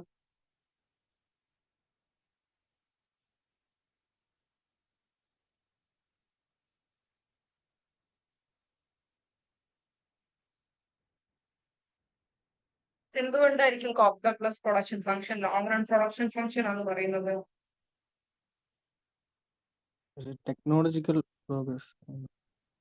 അല്ല, ഒന്ന് ക്വസ്റ്റ്യൻ ഇതൊന്ന് നോക്കി നോക്ക്. ഞാൻ നിങ്ങളുടെ തുടക്കത്തിൽ ഒരു കാര്യം പറഞ്ഞിട്ടുണ്ടായിരുന്നു, നമ്മുടെ ഷോർട്ട് റണ്ണും ലോങ് റണ്ണും എന്തിന്റെ ബേസിസിലാണ് നമ്മൾ നോക്കുക എന്നുള്ളത്. Variable factors. യെസ്, ഇവിടെ നോക്കൂ, നമുക്ക് ക്യാപിറ്റലും ലേബറും നമുക്ക് വേരി ചെയ്യാൻ പറ്റുന്നുണ്ട്. രണ്ടും വേരിയബിൾ ഫാക്ടേഴ്സ് ആണ്. സോ എന്താണ് അതെന്താണ് ഇൻഡിക്കേറ്റ് ചെയ്യുന്നത്? ലോങ് റൺ പ്രൊഡക്ഷൻ ഫംഗ്ഷനെയാണ് ഇൻഡിക്കേറ്റ് ചെയ്യുന്നത്. അതേപോലെ തന്നെ കോബ്-ഡഗ്ലസ് പ്രൊഡക്ഷൻ ഫംഗ്ഷന്റെ ഡിഗ്രി എന്ന് പറയുന്നത് 1 ആണ്, ഹോമോജീനിയസ് ഡിഗ്രി 1 ആണ്. പിന്നെന്താണ്, ഇത്രയൊക്കെ ഉള്ളൂ. ഞാൻ ഇതിന്റെ കോബ്-ഡഗ്ലസ് പ്രൊഡക്ഷൻ ഫംഗ്ഷന്റെ ഫീച്ചേഴ്സ് ഞങ്ങൾക്ക് ഡീറ്റെയിൽ ആയിട്ട് തന്നിട്ടുണ്ട്, പഠിക്കാം. നിങ്ങൾ എന്താ ചെയ്യേണ്ടത് വെച്ച് കഴിഞ്ഞാൽ, നിങ്ങൾക്ക് ഞാനൊരു നോട്ട് തന്നിട്ടില്ലേ, ഒരു 100 പേജിന്റെ അടുത്തോളമുള്ള മൈക്രോ എക്കണോമിക്സ് നോട്ട്, അത് തറോ ആയിട്ട് പഠിക്കുക. അതിന്റെ പുറത്തുനിന്ന് നിങ്ങൾക്ക് ചോദിച്ചാലും കുഴപ്പമില്ല, അത് വിട്ടേക്കുക. പക്ഷെ അത്രയും പഠിച്ചിട്ടുണ്ടെങ്കിൽ എനിക്ക് ഉറപ്പാണ് നിങ്ങൾക്ക് ഒരു 80-85% മൈക്രോ എന്ന് വരുന്ന ഏതൊരു ക്വസ്റ്റിനും ഈസി ആയിട്ട് നിങ്ങൾക്ക് ആൻസർ ചെയ്യാൻ പറ്റും. സോ എന്താ ചെയ്യേണ്ടത് വെച്ച് കഴിഞ്ഞാല്, നിങ്ങൾ ഓരോ ഇപ്പം നമ്മൾ എടുത്തല്ലോ എന്തൊക്കെയാണ് ഇമ്പോർട്ടന്റ് ആണെന്ന് പറഞ്ഞല്ലോ, കുറെ സാധനം വിട്ടിട്ടുണ്ട്, എന്നും പഠിക്കണം. എന്താണ് പക്ഷെ ഏറ്റവും കൂടുതൽ സ്ട്രെസ് ചെയ്യേണ്ടത് ഈ പറഞ്ഞ കാര്യങ്ങളൊക്കെയാണ്. നിങ്ങളുടെ ഓരോന്നും എന്താണ് ഈച്ച് ആൻഡ് എവറിത്തിങ് എന്താണ് നമ്മുടെ നോട്ടിലുള്ളത് തന്നെയായിരിക്കും വരിക. എനിക്ക് ഉറപ്പാണ് നിങ്ങൾ എക്സാം കഴിഞ്ഞിട്ട് നോക്കി നോക്കൂ, നോട്ടിലുള്ള കാര്യമാണോ വന്നിട്ടുള്ളത് അല്ലേ എന്ന്. സോ എന്താ ചെയ്യേണ്ടത് വെച്ച് കഴിഞ്ഞാല്, നോട്ടിലുള്ള കാര്യം അതായത് നമ്മുടെ ക്ലാസ്സിലെടുത്ത എല്ലാ കാര്യവും നന്നായിട്ട് പഠിക്കുക. പിന്നെ എന്താ ചെയ്യേണ്ടത് വെച്ച് കഴിഞ്ഞാല്, പ്രീവിയസ് ക്വസ്റ്റ്യൻ പേപ്പർ നിങ്ങൾക്ക് ടോപ്പായിട്ട് സ്കോർ ചെയ്യണോ അങ്ങനെ എന്നുണ്ടെങ്കിൽ നിങ്ങൾ ഒന്നും ചെയ്യണ്ട, ക്ലാസ്സും കേൾക്കണ്ട. എന്താ ചെയ്യേണ്ടത് വെച്ച് കഴിഞ്ഞാൽ പ്രീവിയസ് ക്വസ്റ്റ്യൻ പേപ്പർ എടുക്കുക, സോൾവ് ചെയ്യുക. ഒരു 5 വർഷത്തെ പ്രീവിയസ് ക്വസ്റ്റ്യൻ പേപ്പർ സോൾവ് ചെയ്യുക. അതിൽ തന്നെ നിങ്ങളുടെ എല്ലാ ഡൗട്ടും കോൺസെപ്റ്റ് ക്ലാരിറ്റി എല്ലാം അതിൽ തന്നെ വരും. സോ എന്റെ ഭാഗത്തു നിന്നുള്ളൊരു ടിപ്പ് എന്ന് പറയുന്നത് പ്രീവിയസ് ക്വസ്റ്റ്യൻ പേപ്പർ ചെയ്ത് പഠിക്കുക. അതിന്റെ അപ്പുറത്തൊന്നും വരില്ല, I M dam sure. Okay, so ഇതിന്റെ ആൻസർ എന്ന് പറയുന്നത് സി, കോബ്-ഡഗ്ലസ് പ്രൊഡക്ഷൻ ഫംഗ്ഷൻ ആണ്. അടുത്ത ക്വസ്റ്റ്യൻ പെട്ടെന്ന് നോക്കൂ. Which of the following indicate the end point of second stage of production under the law of variable proportion? ഏത് ഇതിലാണ് law of variable പ്രൊപ്പോർഷനിൽ second ഇതെന്ന് പറയുന്നത്? ഞാൻ വേണ്ടി വരച്ചു തരാം നിങ്ങളുടെ ഇതിന് വേണ്ടിയിട്ട്. സ്റ്റേജ് 1, ഇത് സ്റ്റേജ് 2. ഇത് നമ്മളുടെ MP marginal product curve. Sorry,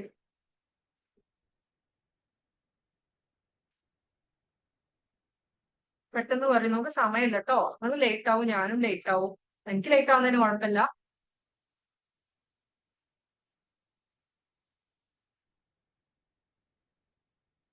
AB. ഇത് 2B. ഇത് നമ്മുടെ ഫസ്റ്റ് സ്റ്റേജ്, ഇത് second, and this is third. First stage എന്ന് പറയുന്നത് ഇൻക്രീസിംഗ് റിട്ടേൺ ആണ്. സെക്കൻഡ് സ്റ്റേജ് എന്ന് പറയുന്നത് ഡിമിനിഷിംഗ് റിട്ടേൺ ആണ്. തേർഡ് സ്റ്റേജ് എന്ന് പറയുന്നത് നെഗറ്റീവ് റിട്ടേൺ ആണ്. പറയും ഏതാണ് ആൻസർ? പെട്ടെന്ന് പറയൂ. കുറച്ച് ക്വസ്റ്റ്യനും കൂടെ ഉള്ളടാ, പെട്ടെന്ന് ചെയ്യാം നമുക്ക്.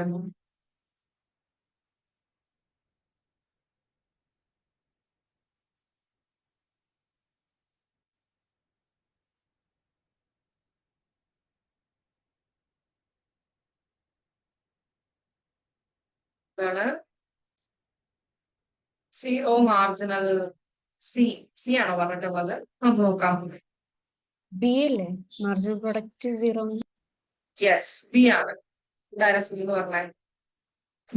ഓക്കെ, രണ്ടാമത്തെ സ്റ്റേജിൽ, ഒന്നാമത്തെ സ്റ്റേജിൽ എന്താണ്? നമുക്ക് ഇൻക്രീസിംഗ് റിട്ടേൺ ആണ്. അതായത് നമ്മളുടെ ഫിക്സഡ് ഫാക്ടറിലേക്ക് നമ്മളുടെ വേരിയബിൾ ഫാക്ടർ കുറച്ചായിട്ട് ഇങ്ങനെ കൂടി വരും. അപ്പൊ എന്താണ്? കൂടുതലായിട്ട് നമ്മളുടെ എഫിഷ്യൻസി കൂടുതലാണ്. അതായത് ഇൻക്രീസിംഗ് റിട്ടേൺ ആണ്. അപ്പൊ എന്താണ്? നമ്മളുടെ TP ഇൻക്രീസ് ചെയ്യും, മാർജിനൽ പ്രൊഡക്റ്റ് ഇൻക്രീസ് ചെയ്യും, AP ഇൻക്രീസ് ചെയ്യും. അത് കഴിഞ്ഞാൽ രണ്ടാമത്തെ സ്റ്റേജിൽ എന്താണ്? രണ്ടാമത്തെ സ്റ്റേജിലേക്ക് വരുമ്പോൾ എന്താ സംഭവിക്കുന്നത് വെച്ച് കഴിഞ്ഞാൽ നമ്മളുടെ മാർജിനൽ പ്രൊഡക്റ്റ് എന്ന് പറയുന്നത് 0 ആവും. ആൻഡ് TP എന്ന് പറയുന്നത് ഇൻക്രീസിംഗ് എന്നെ ഡിക്രീസിംഗ് ഫംഗ്ഷൻ ആവും. ഇത് ഞാൻ പറഞ്ഞു തന്നിട്ടുണ്ട്. കോൺകേവ് ഫംഗ്ഷൻ, കോൺവെക്സ് ഫംഗ്ഷൻ, ഇതിന്റെയൊക്കെ first degree second degree condition ഞാൻ വളരെ ക്ലിയർ ആയിട്ട് നമ്മുടെ ഫസ്റ്റത്തെ ഫൗണ്ടേഷൻ ക്ലാസ്സിൽ പറഞ്ഞു തന്നിട്ടുള്ളതാണ്. ഓക്കെ, ഞാൻ റിപ്പീറ്റ് ചെയ്യുന്നില്ല. സോ രണ്ടാമത്തെ സ്റ്റേജിൽ TP എന്ന് പറയുന്നത് ഇൻക്രീസിംഗ് അറ്റ് ഡിക്രീസിംഗ് റേറ്റ്, അതായത് കോൺകേവ് കർവ്. അപ്പൊ എന്താണ്? മാർജിനൽ പ്രൊഡക്റ്റ് 0 ആണ്, TP ഡിക്രീസ് ചെയ്ത് വരികയാണ്. ഈ ഒരു പോയിന്റിലാണ് നമ്മുടെ ഡിമിനിഷിംഗ് റിട്ടേൺ എന്ന് പറയുന്നത്. ഇവിടെയാണ് പ്രൊഡ്യൂസേഴ്സ് കൂടുതലായിട്ടും എന്താണ് പ്രൊഡക്ഷൻ നടത്തുന്നത്. മനസ്സിലായോ? അതേപോലെ തന്നെ ഒന്നാമത്തെ സ്റ്റേജ് ഇൻക്രീസിംഗ് റിട്ടേൺ ആണ്. എന്തുകൊണ്ടാണ് അവർ ആ ഒരു സ്റ്റേജിൽ പ്രൊഡക്ഷൻ നിർത്താത്തത്? ബിക്കോസ് എന്താണ്? പ്രൊഡ്യൂസറിന് ഏറ്റവും കൂടുതൽ ഹൈയസ്റ്റ് മാക്സിമൈസ് ചെയ്യണം. അതുകൊണ്ടാണ് രണ്ടാമത്തെ സ്റ്റേജിൽ പ്രൊഡക്ഷൻ നിർത്തുന്നത്. മൂന്നാമത്തെ സ്റ്റേജിൽ MP നെഗറ്റീവ് ആണ്, TP ഡിക്രീസ് ചെയ്യാണ്. Okay, so the answer is 0. The marginal product of variable factor of production is 0. രണ്ടാമത്തെ സ്റ്റേജിൽ. Okay, ഇനി അടുത്തത്. If the total supply of commodity concentrated in the hands of few individual or the firm was done by, ഇതിന് നിങ്ങൾക്ക് ഞാൻ 30 second പോലും തരും. പെട്ടെന്ന് പറയും വേഗം. സാധ്യല്ല. ഓപ്ഷൻ സി ആണോ മിസ്? Monopoly. Very good. അല്ല, മോണോപോളി അല്ല. തെറ്റി. എന്തുകൊണ്ടാണ് തെറ്റിയത്? ക്വസ്റ്റ്യൻ മര്യാദയ്ക്ക് വായിക്കാത്തതുകൊണ്ട്. Few firms. എന്താണ് ചോദ്യം ചോദിച്ചത്? If the ഒളിഗോപോളി total അല്ലേ? അപ്പൊ yes, oligopoly correct. Yes, correct ആണ്, ശരിയാണ്. നോക്കൂ.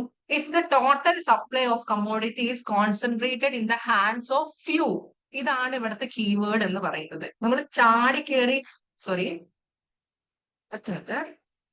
ചാടി കയറി ഈ കമ്മോഡിറ്റി കോൺസെൻട്രേറ്റഡ് എന്ന് കേൾക്കുമ്പോഴത്തേക്ക് ഈ മൊണോപ്പൊളിയിലേക്ക് പോകാനുള്ള ടെൻഡൻസി കുറയ്ക്കുക. നമ്മൾ ചോദ്യം ക്ലിയർ, അതുകൊണ്ട് തന്നെയാണ് ഈ ചോദ്യം ഞാൻ അവിടെ വെച്ചത്.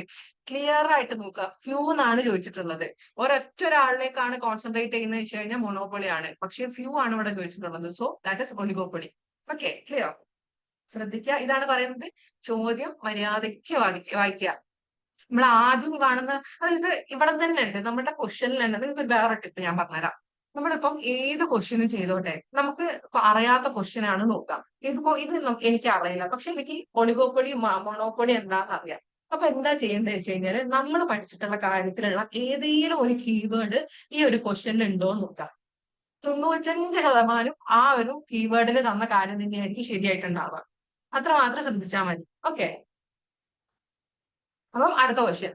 നമുക്ക് ക്വസ്റ്റ്യൻ കഴിയാനായി.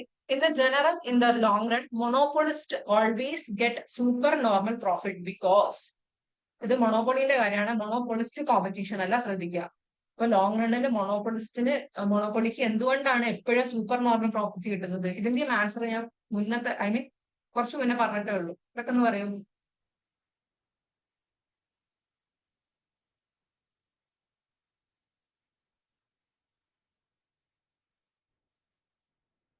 Yes, very good. എന്തുകൊണ്ടാ വെച്ച് കഴിഞ്ഞാൽ മൊണോപ്പൊളിയിൽ നമുക്ക് തോന്നുമ്പോൾ കയറി ചെല്ലാനോ ഇറങ്ങി വരാനോ പറ്റില്ല. That is there is a restriction of the entry of the firms.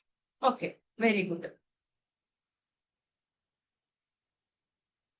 അടുത്ത question. If the cost of an article is 50, average revenue equal to 40 units and relative price elasticity of demand will B.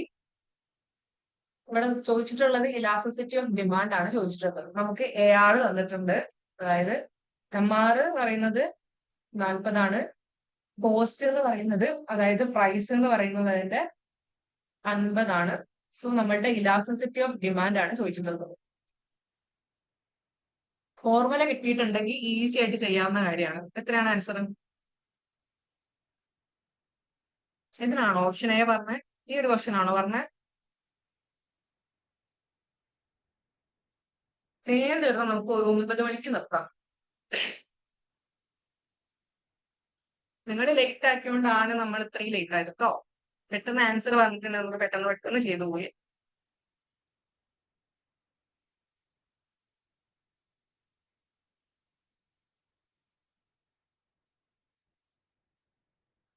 Option B നോക്കാം. Equation ഞാൻ പറഞ്ഞുതരാം. അതായത് ഇതാ ഈ ഒരു equation ഓർത്ത് വെക്കുക, ഇമ്പോർട്ടന്റ് ആണ്. Elasticity of demand equal to AR divided by AR minus MR. So നമുക്കിവിടെ ആവറേജ് റവന്യൂ തന്നിട്ടുണ്ട്, മാർജിനൽ റവന്യൂ തന്നിട്ടുണ്ട്. സോ ഈ ഒരു ഇക്വേഷൻ വെച്ചിട്ട് നമുക്ക് ചെയ്ത് കഴിഞ്ഞാൽ നമ്മളുടെ പ്രൈസ് ഇലാസ്റ്റിസിറ്റി കിട്ടും. ക്ലിയർ? ഇത്രേ ഉള്ളൂ. സിമ്പിൾ ആയിട്ട് ഈ ഒരു ഇക്വേഷനിൽ വെച്ച് കൊടുത്താൽ മതി. പിന്നെ വേറൊരു കാര്യം പറയട്ടെ, ക്വസ്റ്റ്യനിൽ ഇനി എങ്ങനെയൊക്കെ ചോദ്യം വന്നാൽ നിങ്ങൾ എങ്ങനെയൊക്കെ ആൻസർ ചെയ്യുന്നു ഞാൻ പറഞ്ഞുതരാം. അതായത് ഇവിടെ നമ്മളോട് ചോദിച്ചത് AR തന്ന് MR തന്ന്.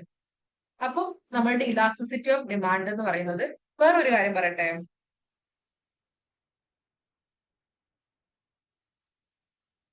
ഓക്കെ ഞാൻ പറഞ്ഞു ഇലാസ്റ്റിസിറ്റി ഓഫ് ഡിമാൻഡ് എന്ന് പറയുന്നത് പെർസെന്റേജ് ചേഞ്ച് ഓഫ് എന്താണ്, quantity demand divided by percentage change of price. എന്റെ എഴുത്ത് എക്സ്ക്യൂസ് ചെയ്യേണ്ടത്, അത് മൗസ് കൊണ്ട് എഴുതുമ്പോൾ ഒട്ടും നിർത്തില്ല. ഓക്കെ, അതെന്ന് പറയുന്നത് എന്താണ്, MR ഡിവൈഡഡ് ബൈ AR ആണ്. ക്ലിയർ? ഇങ്ങനെ ഒരു ഇക്വേഷൻ ഉണ്ട്. നമ്മുടെ ഇലാസ്റ്റിസിറ്റി ഓഫ് ഡിമാൻഡ് എന്ന് പറയുന്നത് average revenue divided by marginal revenue, അല്ലെങ്കിൽ average concept divided by marginal concept divided by average concept. ഇനി ഇവിടെ ഈ ഇക്വേഷൻ വെച്ചിട്ട് നമുക്ക് ഒരു 5 ക്വസ്റ്റ്യൻ എങ്കിലും ചെയ്യാൻ പറ്റും. എങ്ങനെയാണ്? നമുക്ക് ഇലാസ്റ്റിസിറ്റി ഓഫ് ഡിമാൻഡ് തരും, AR തരും, എന്നിട്ട് പറയാം നമ്മളുടെ MR കണ്ടുപിടിക്കാൻ. അപ്പൊ ഈ ഇക്വേഷനിൽ ഇട്ട് കൊടുത്തേക്ക് നമുക്ക് MR കിട്ടും. അതേപോലെ തന്നെ ഇലാസ്റ്റിസിറ്റി ഓഫ് ഡിമാൻഡ് തരും, MR തരും, AR കണ്ടുപിടിക്കാൻ പറയും. ഇപ്പൊ നമ്മളോട് എന്താ ചോദിച്ചത്? AR നിന്ന് MR നിന്ന് ഇലാസ്റ്റിസിറ്റി ഓഫ് ഡിമാൻഡ് കണ്ടുപിടിക്കാൻ പറഞ്ഞു. സോ ഈ ഇക്വേഷൻ വെച്ചിട്ട് നമുക്ക് ഒരുപാട് ക്വസ്റ്റ്യൻസ് ചെയ്യാൻ പറ്റും. ഓക്കെ, അപ്പൊ ശ്രദ്ധിക്കുക, നമ്മളുടെ ഡിമാൻഡ് ഫംഗ്ഷൻ തരാണ്ട് ഇലാസ്റ്റിസിറ്റി കാണാനാണെങ്കിൽ ഒന്നെങ്കിൽ AR MR വെച്ചിട്ടായിരിക്കും ചോദിച്ചിട്ടുണ്ടാവുക. ഓർത്ത് വെക്കാം. ഇനി എത്ര ക്വസ്റ്റ്യൻ ഉണ്ട് നോക്കട്ടെ. കുറച്ച് ക്വസ്റ്റ്യനും കൂടെ ഉള്ളൂ. ചെയ്യല്ലേ നമുക്ക്? ഇതും കൂടെ ചെയ്ത് തീർക്കല്ലേ? കുഴപ്പമുണ്ടോ നിങ്ങൾക്ക്? 3 ക്വസ്റ്റ്യനും കൂടെ ഉള്ളൂ. ചെയ്യല്ലേ? പ്രോബ്ലം ഉണ്ടോ? അവയും ചെയ്യാം. ഓക്കെ, അടുത്ത question. A good for which the income effect is positive is called. Income effect positive ആയിട്ടുള്ളത് ഏതിനാണ്? നമ്മൾ പഠിച്ചതാണ്. ഇതൊക്കെ പ്രീവിയസ് ഇയർ ക്വസ്റ്റ്യൻ പേപ്പർ ആണ്. Normal good. അതായത് ചോദിച്ചോ, ഇൻകം എഫക്ട് പോസിറ്റീവോ? ഇൻഫീരിയർ ഗുഡ് ആണ്. ഇൻഫീരിയർ ഗുഡില് ഇൻകം എഫക്ട് പോസിറ്റീവ് ആണോ? പോസിറ്റീവ് ആണ്. ഞാൻ ഉദ്ദേശിച്ചത് ഇവിടെ എന്താ ചോദിച്ചത്? A good for which is the income effect positive is called.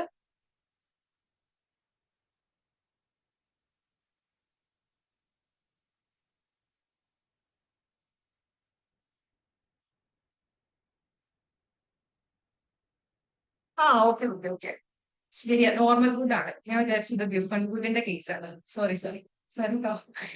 ഇവിടെ ചോദിച്ചിട്ടുള്ളത് നോർമൽ ഗുഡ് ആണ്. ഞാൻ വിചാരിച്ചത് എന്ന് വെച്ച് കഴിഞ്ഞാല് എന്താണ്, നമ്മളുടെ പ്രൈസ് ഇഫക്റ്റിലുള്ള കാര്യമാണ് ചോദിച്ചിരുന്നത്. അല്ല, നോർമൽ ഗുഡ് ആണ്. ശരിയാണ്, സോറി കേട്ടോ. നമ്മളുടെ ഇൻകം എഫക്ട്, അതായത് ഇൻകം കൂടുന്നതിനനുസരിച്ച് ഡിമാൻഡും കൂടുന്നതിന്, അതായത് നോർമൽ ഗുഡ് ആണ്, പോസിറ്റീവ് റിലേറ്റഡ് ആണ്. അതേപോലെ തന്നെ ഇൻകം കൂടുന്നതിനനുസരിച്ച് നമ്മളുടെ ഇൻകം കൂടുന്നതിനനുസരിച്ച് ക്വാണ്ടിറ്റി ഡിമാൻഡ് കുറയ്ക്കുകയാണെങ്കിൽ അത് ഇൻഫീരിയർ ഗുഡ് ആണ്. വേറെ ഒരു കാര്യം ഞാൻ പറഞ്ഞുതരാം. ഇൻകത്തിന്റെ ബേസ് ചെയ്ത് എന്തൊക്കെയൊക്കെ ചോദിക്കുന്നത് വെച്ച് കഴിഞ്ഞാല്, ചിലപ്പം ഇൻകത്തിന്റെ ബേസ് ചെയ്തിട്ട് ഒന്നെങ്കിൽ നോർമൽ ഗുഡ് ചോദിക്കും. നോർമൽ ഗുഡിന്റെ ഇൻകം എഫക്ട് എന്ന് പറയുന്നത് പോസിറ്റീവ് ആയിരിക്കും, അല്ലെങ്കിൽ ഇൻഫീരിയർ ഗുഡ് ചോദിക്കും. ഇൻകത്തിന്റെ കേസിൽ ഒരിക്കലും നമ്മളുടെ റീഫണ്ട് ഗുഡോ അതേപോലെ തന്നെ കോംപ്ലിമെന്ററിയോ സബ്സ്റ്റിറ്റ്യൂഷൻ ഗുഡോ ഒന്നും ചോദിക്കില്ല, ഓർത്ത് വെക്കാം. ഇനി അടുത്തത്, ഇനി നോർമൽ പ്രൈസിന്റെ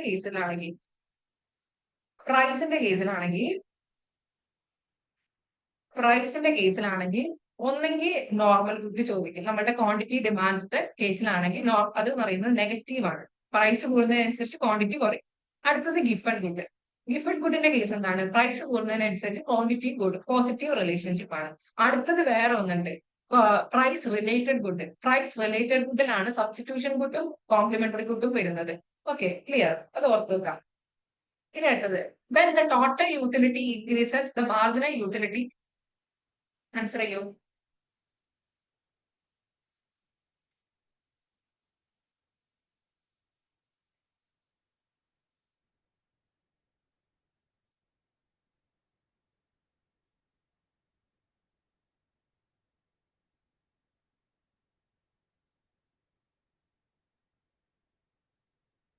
എത്ര സമയം വേണോടാ? ഈസി ആയിട്ടുള്ള ക്വസ്റ്റ്യൻ അല്ലേ? ഇത് നമ്മളുടെ ടോട്ടൽ യൂട്ടിലിറ്റി, ഇത് നമ്മളുടെ marginal total utility highest saturation പോയിന്റിൽ എത്തുമ്പോൾ മാർജിനൽ യൂട്ടിലിറ്റി 0 ആയിരിക്കും. എന്റെ ആൻസർ എന്താ? Option B. when total utility increases, marginal utility positive and decreases. Very good, correct. ശരിയാണ്, കറക്റ്റ് ആണ്. ഇവിടെ നോക്കൂ, ഇനീഷ്യൽ സ്റ്റേജിൽ എന്താണ് നമ്മുടെ ടോട്ടൽ യൂട്ടിലിറ്റി ഇൻക്രീസ് ചെയ്യുമ്പോൾ മാർജിനൽ യൂട്ടിലിറ്റി ഇൻക്രീസ് വിത്ത് ഡിക്രീസിംഗ് റേറ്റ്. ദെൻ പിന്നെ ടോട്ടൽ യൂട്ടിലിറ്റി ഡിക്രീസ് ചെയ്യുമ്പോൾ മാർജിനൽ യൂട്ടിലിറ്റി 0 ആവാണ് ചെയ്യുന്നത്. ഈ ഒരു പോയിന്റ് ആണ് സാറ്റിസ്ഫാക്ഷൻ അല്ലെങ്കിൽ സാച്ചുറേഷൻ പോയിന്റ് എന്ന് പറയുന്നത്. സാച്ചുറേഷൻ പോയിന്റിൽ മാർജിനൽ യൂട്ടിലിറ്റി 0 ആയിരിക്കും, ഓർത്ത് വെക്കുക. അടുത്തത്, A consumer will be equilibrium when. ഇത് ഞാൻ പറഞ്ഞു തന്നത് തെറ്റിച്ചാണല്ലോ, ഇപ്പൊ കൂടെ വന്നിട്ടേ ഉള്ളൂ. പറ, കൺസ്യൂമറിന്റെ ഇക്വിലിബ്രിയം എവിടെയാണ്? ഞാൻ വേണമെങ്കിൽ ഫിഗർ വരച്ചുതരാം. നമ്മുടെ budget line and this is our consumer indifference curve, IC.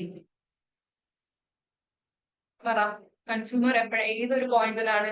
ഈ ഒരു പോയിന്റിലാണ് കൺസ്യൂമർ ഇക്വിലിബ്രിയത്തിൽ വരിക. ആ പോയിന്റ് ഏതാന്ന് പറഞ്ഞാൽ ഓപ്ഷൻ ബി കറക്റ്റ്. നമ്മളുടെ marginal rate of substitution equal to slope of budget line. Budget ലൈനിന്റെ സ്ലോപ്പ് എന്ന് പറയുന്നത് PX/PY ആൻഡ് എന്താണ് മാർജിനൽ റേറ്റ് ഓഫ് സബ്സ്റ്റിറ്റ്യൂഷൻ, അതായത് ഇൻഡിഫറൻസ് കർവിന്റെ സ്ലോപ്പ് എന്ന് പറയുന്നത് MRS ആണ്, നെഗറ്റീവ് ആണ്. എന്തുകൊണ്ടാണ് നെഗറ്റീവ് എന്ന് പറയുന്നത്? നെഗറ്റീവ് അവിടെ എഴുതൂല, പക്ഷെ നെഗറ്റീവ് എന്തുകൊണ്ടാണ്? അതിന്റെ ഒന്ന് കൂടുമ്പോ ഒന്ന് കുറയുന്നു, ആ ഒരു ട്രേഡ് ഓഫ്. നിങ്ങളൊരു കാര്യം പറയാൻ വന്നു, നമ്മുടെ 2024 ഒരു ചോദ്യം ചോദിച്ചിട്ടുണ്ടോ, എന്താണ് ട്രേഡ് ഓഫ് എന്നുള്ളത്? നിങ്ങൾക്ക് ആർക്കും തന്നെ അറിയാം ട്രേഡ് ഓഫ് എന്താണെന്നുള്ളത്? സിമ്പിൾ ആയിട്ട് ട്രേഡ് ഓഫ് കൊണ്ട് ഉദ്ദേശിക്കുന്നത് നമ്മളുടെ PPF-ല്, ഇൻഡിഫറൻസ് കർവില്, പരീട്ടോ ഒപ്റ്റിമാലിറ്റിയിലൊക്കെ നമ്മൾ ട്രേഡ് ഓഫ് എന്ന് പറയുന്ന ഒരു സാധനം ഉപയോഗിക്കുന്നുണ്ട്. എന്താണ് ട്രേഡ് ഓഫ് എന്ന് പറയുന്നത്? ഫസ്റ്റ് ക്വസ്റ്റ്യൻ ആയിരുന്നു അത് നിങ്ങളുടെ 2024 CUT-ല്. പറ, എന്താണ് ട്രേഡ് ഓഫ് എന്നുള്ളതുകൊണ്ട് ഉദ്ദേശിക്കുന്നത്? നമുക്ക് പ്രീവിയസ് ഇയർ ക്വസ്റ്റ്യൻ പേപ്പർ ഒക്കെ ചെയ്യാം കേട്ടോ, പേടിക്കണ്ട.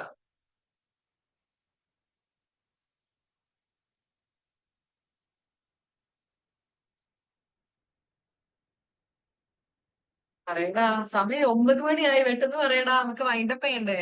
പക്ഷേ ഒന്ന് കിട്ടാൻ വേണ്ടിട്ട് മറ്റൊന്നിനെ ഒഴിവാക്കി കളയുന്നല്ലേ? അങ്ങനെയും പറയാം. നമുക്ക് ഈ ട്രേഡ് ഓഫ് എന്നുള്ളതുകൊണ്ട് ഉദ്ദേശിക്കുന്ന ഉദ്ദേശം ശരിയാണ്. നമുക്ക് അതായത് ഒന്നെങ്കിൽ നമ്മള് എന്താണ് ഈ ഒരു ഓപ്ഷൻ അല്ലെങ്കിൽ മറ്റൊരു ഓപ്ഷൻ, അതായത് ഒരു ഡെഫിനേഷൻ ആയിട്ട് പറയുമ്പോൾ നമ്മുടെ ഓപ്പർച്യൂണിറ്റി കോസ്റ്റ് ആണ്. പറഞ്ഞ ശരിയാണ്, ഓപ്പർച്യൂണിറ്റി കോസ്റ്റ് ആണ് മെയിൻ ആയിട്ട് ഉദ്ദേശിക്കുന്നത്. അതായത് ഒന്നെങ്കിൽ നമുക്ക് ഏറ്റവും കൂടുതൽ ഏതാണോ കിട്ടുന്നത് അതെടുക്കും, അല്ലെങ്കിൽ നമ്മൾ അതിനെക്കാട്ടും ബെറ്റർ ആയിട്ട് ചോദിച്ചുള്ളത് മറ്റേതെടുക്കും. അതാണ് ട്രേഡ് ഓഫ് എന്നുള്ളത് ഉദ്ദേശിക്കുന്നത്. ഇവിടെ നോക്കൂ, ഈ ഇൻഡിഫറൻസ് കർവിൽ നമുക്ക് ഒരുപാട് ട്രേഡ് ഓഫ്സ് കാണാൻ പറ്റും. നമുക്ക് വേണമെങ്കിൽ എക്സ് ഗുഡ് കൂട്ടണമെന്നുണ്ടെങ്കിൽ വൈ ഗുഡ് കുറയ്ക്കാം, അതൊരു ട്രേഡ് ഓഫ് ആണ്. അപ്പൊ എത്രയോ infinite amount of trade off നമുക്ക് ഇതിൽ കാണാൻ പറ്റും. അതാണ് ട്രേഡ് ഓഫ് എന്നുള്ളത് ഉദ്ദേശിക്കുന്നത്. കണ്ടോ, ഓരോ ചെറിയ ചെറിയ കോൺസെപ്റ്റ് നിങ്ങൾക്ക് ചോദ്യം വരുന്നുണ്ട്. ഇപ്പൊ മനസ്സിലായോ എങ്ങനെയാണ് നിങ്ങൾ പഠിക്കേണ്ടതെന്നുള്ളത്? ഓക്കെ, നമുക്ക് വേഗം വൈകിട്ട് കേട്ടോ. കഴിഞ്ഞു. ഓക്കെ, കഴിഞ്ഞു.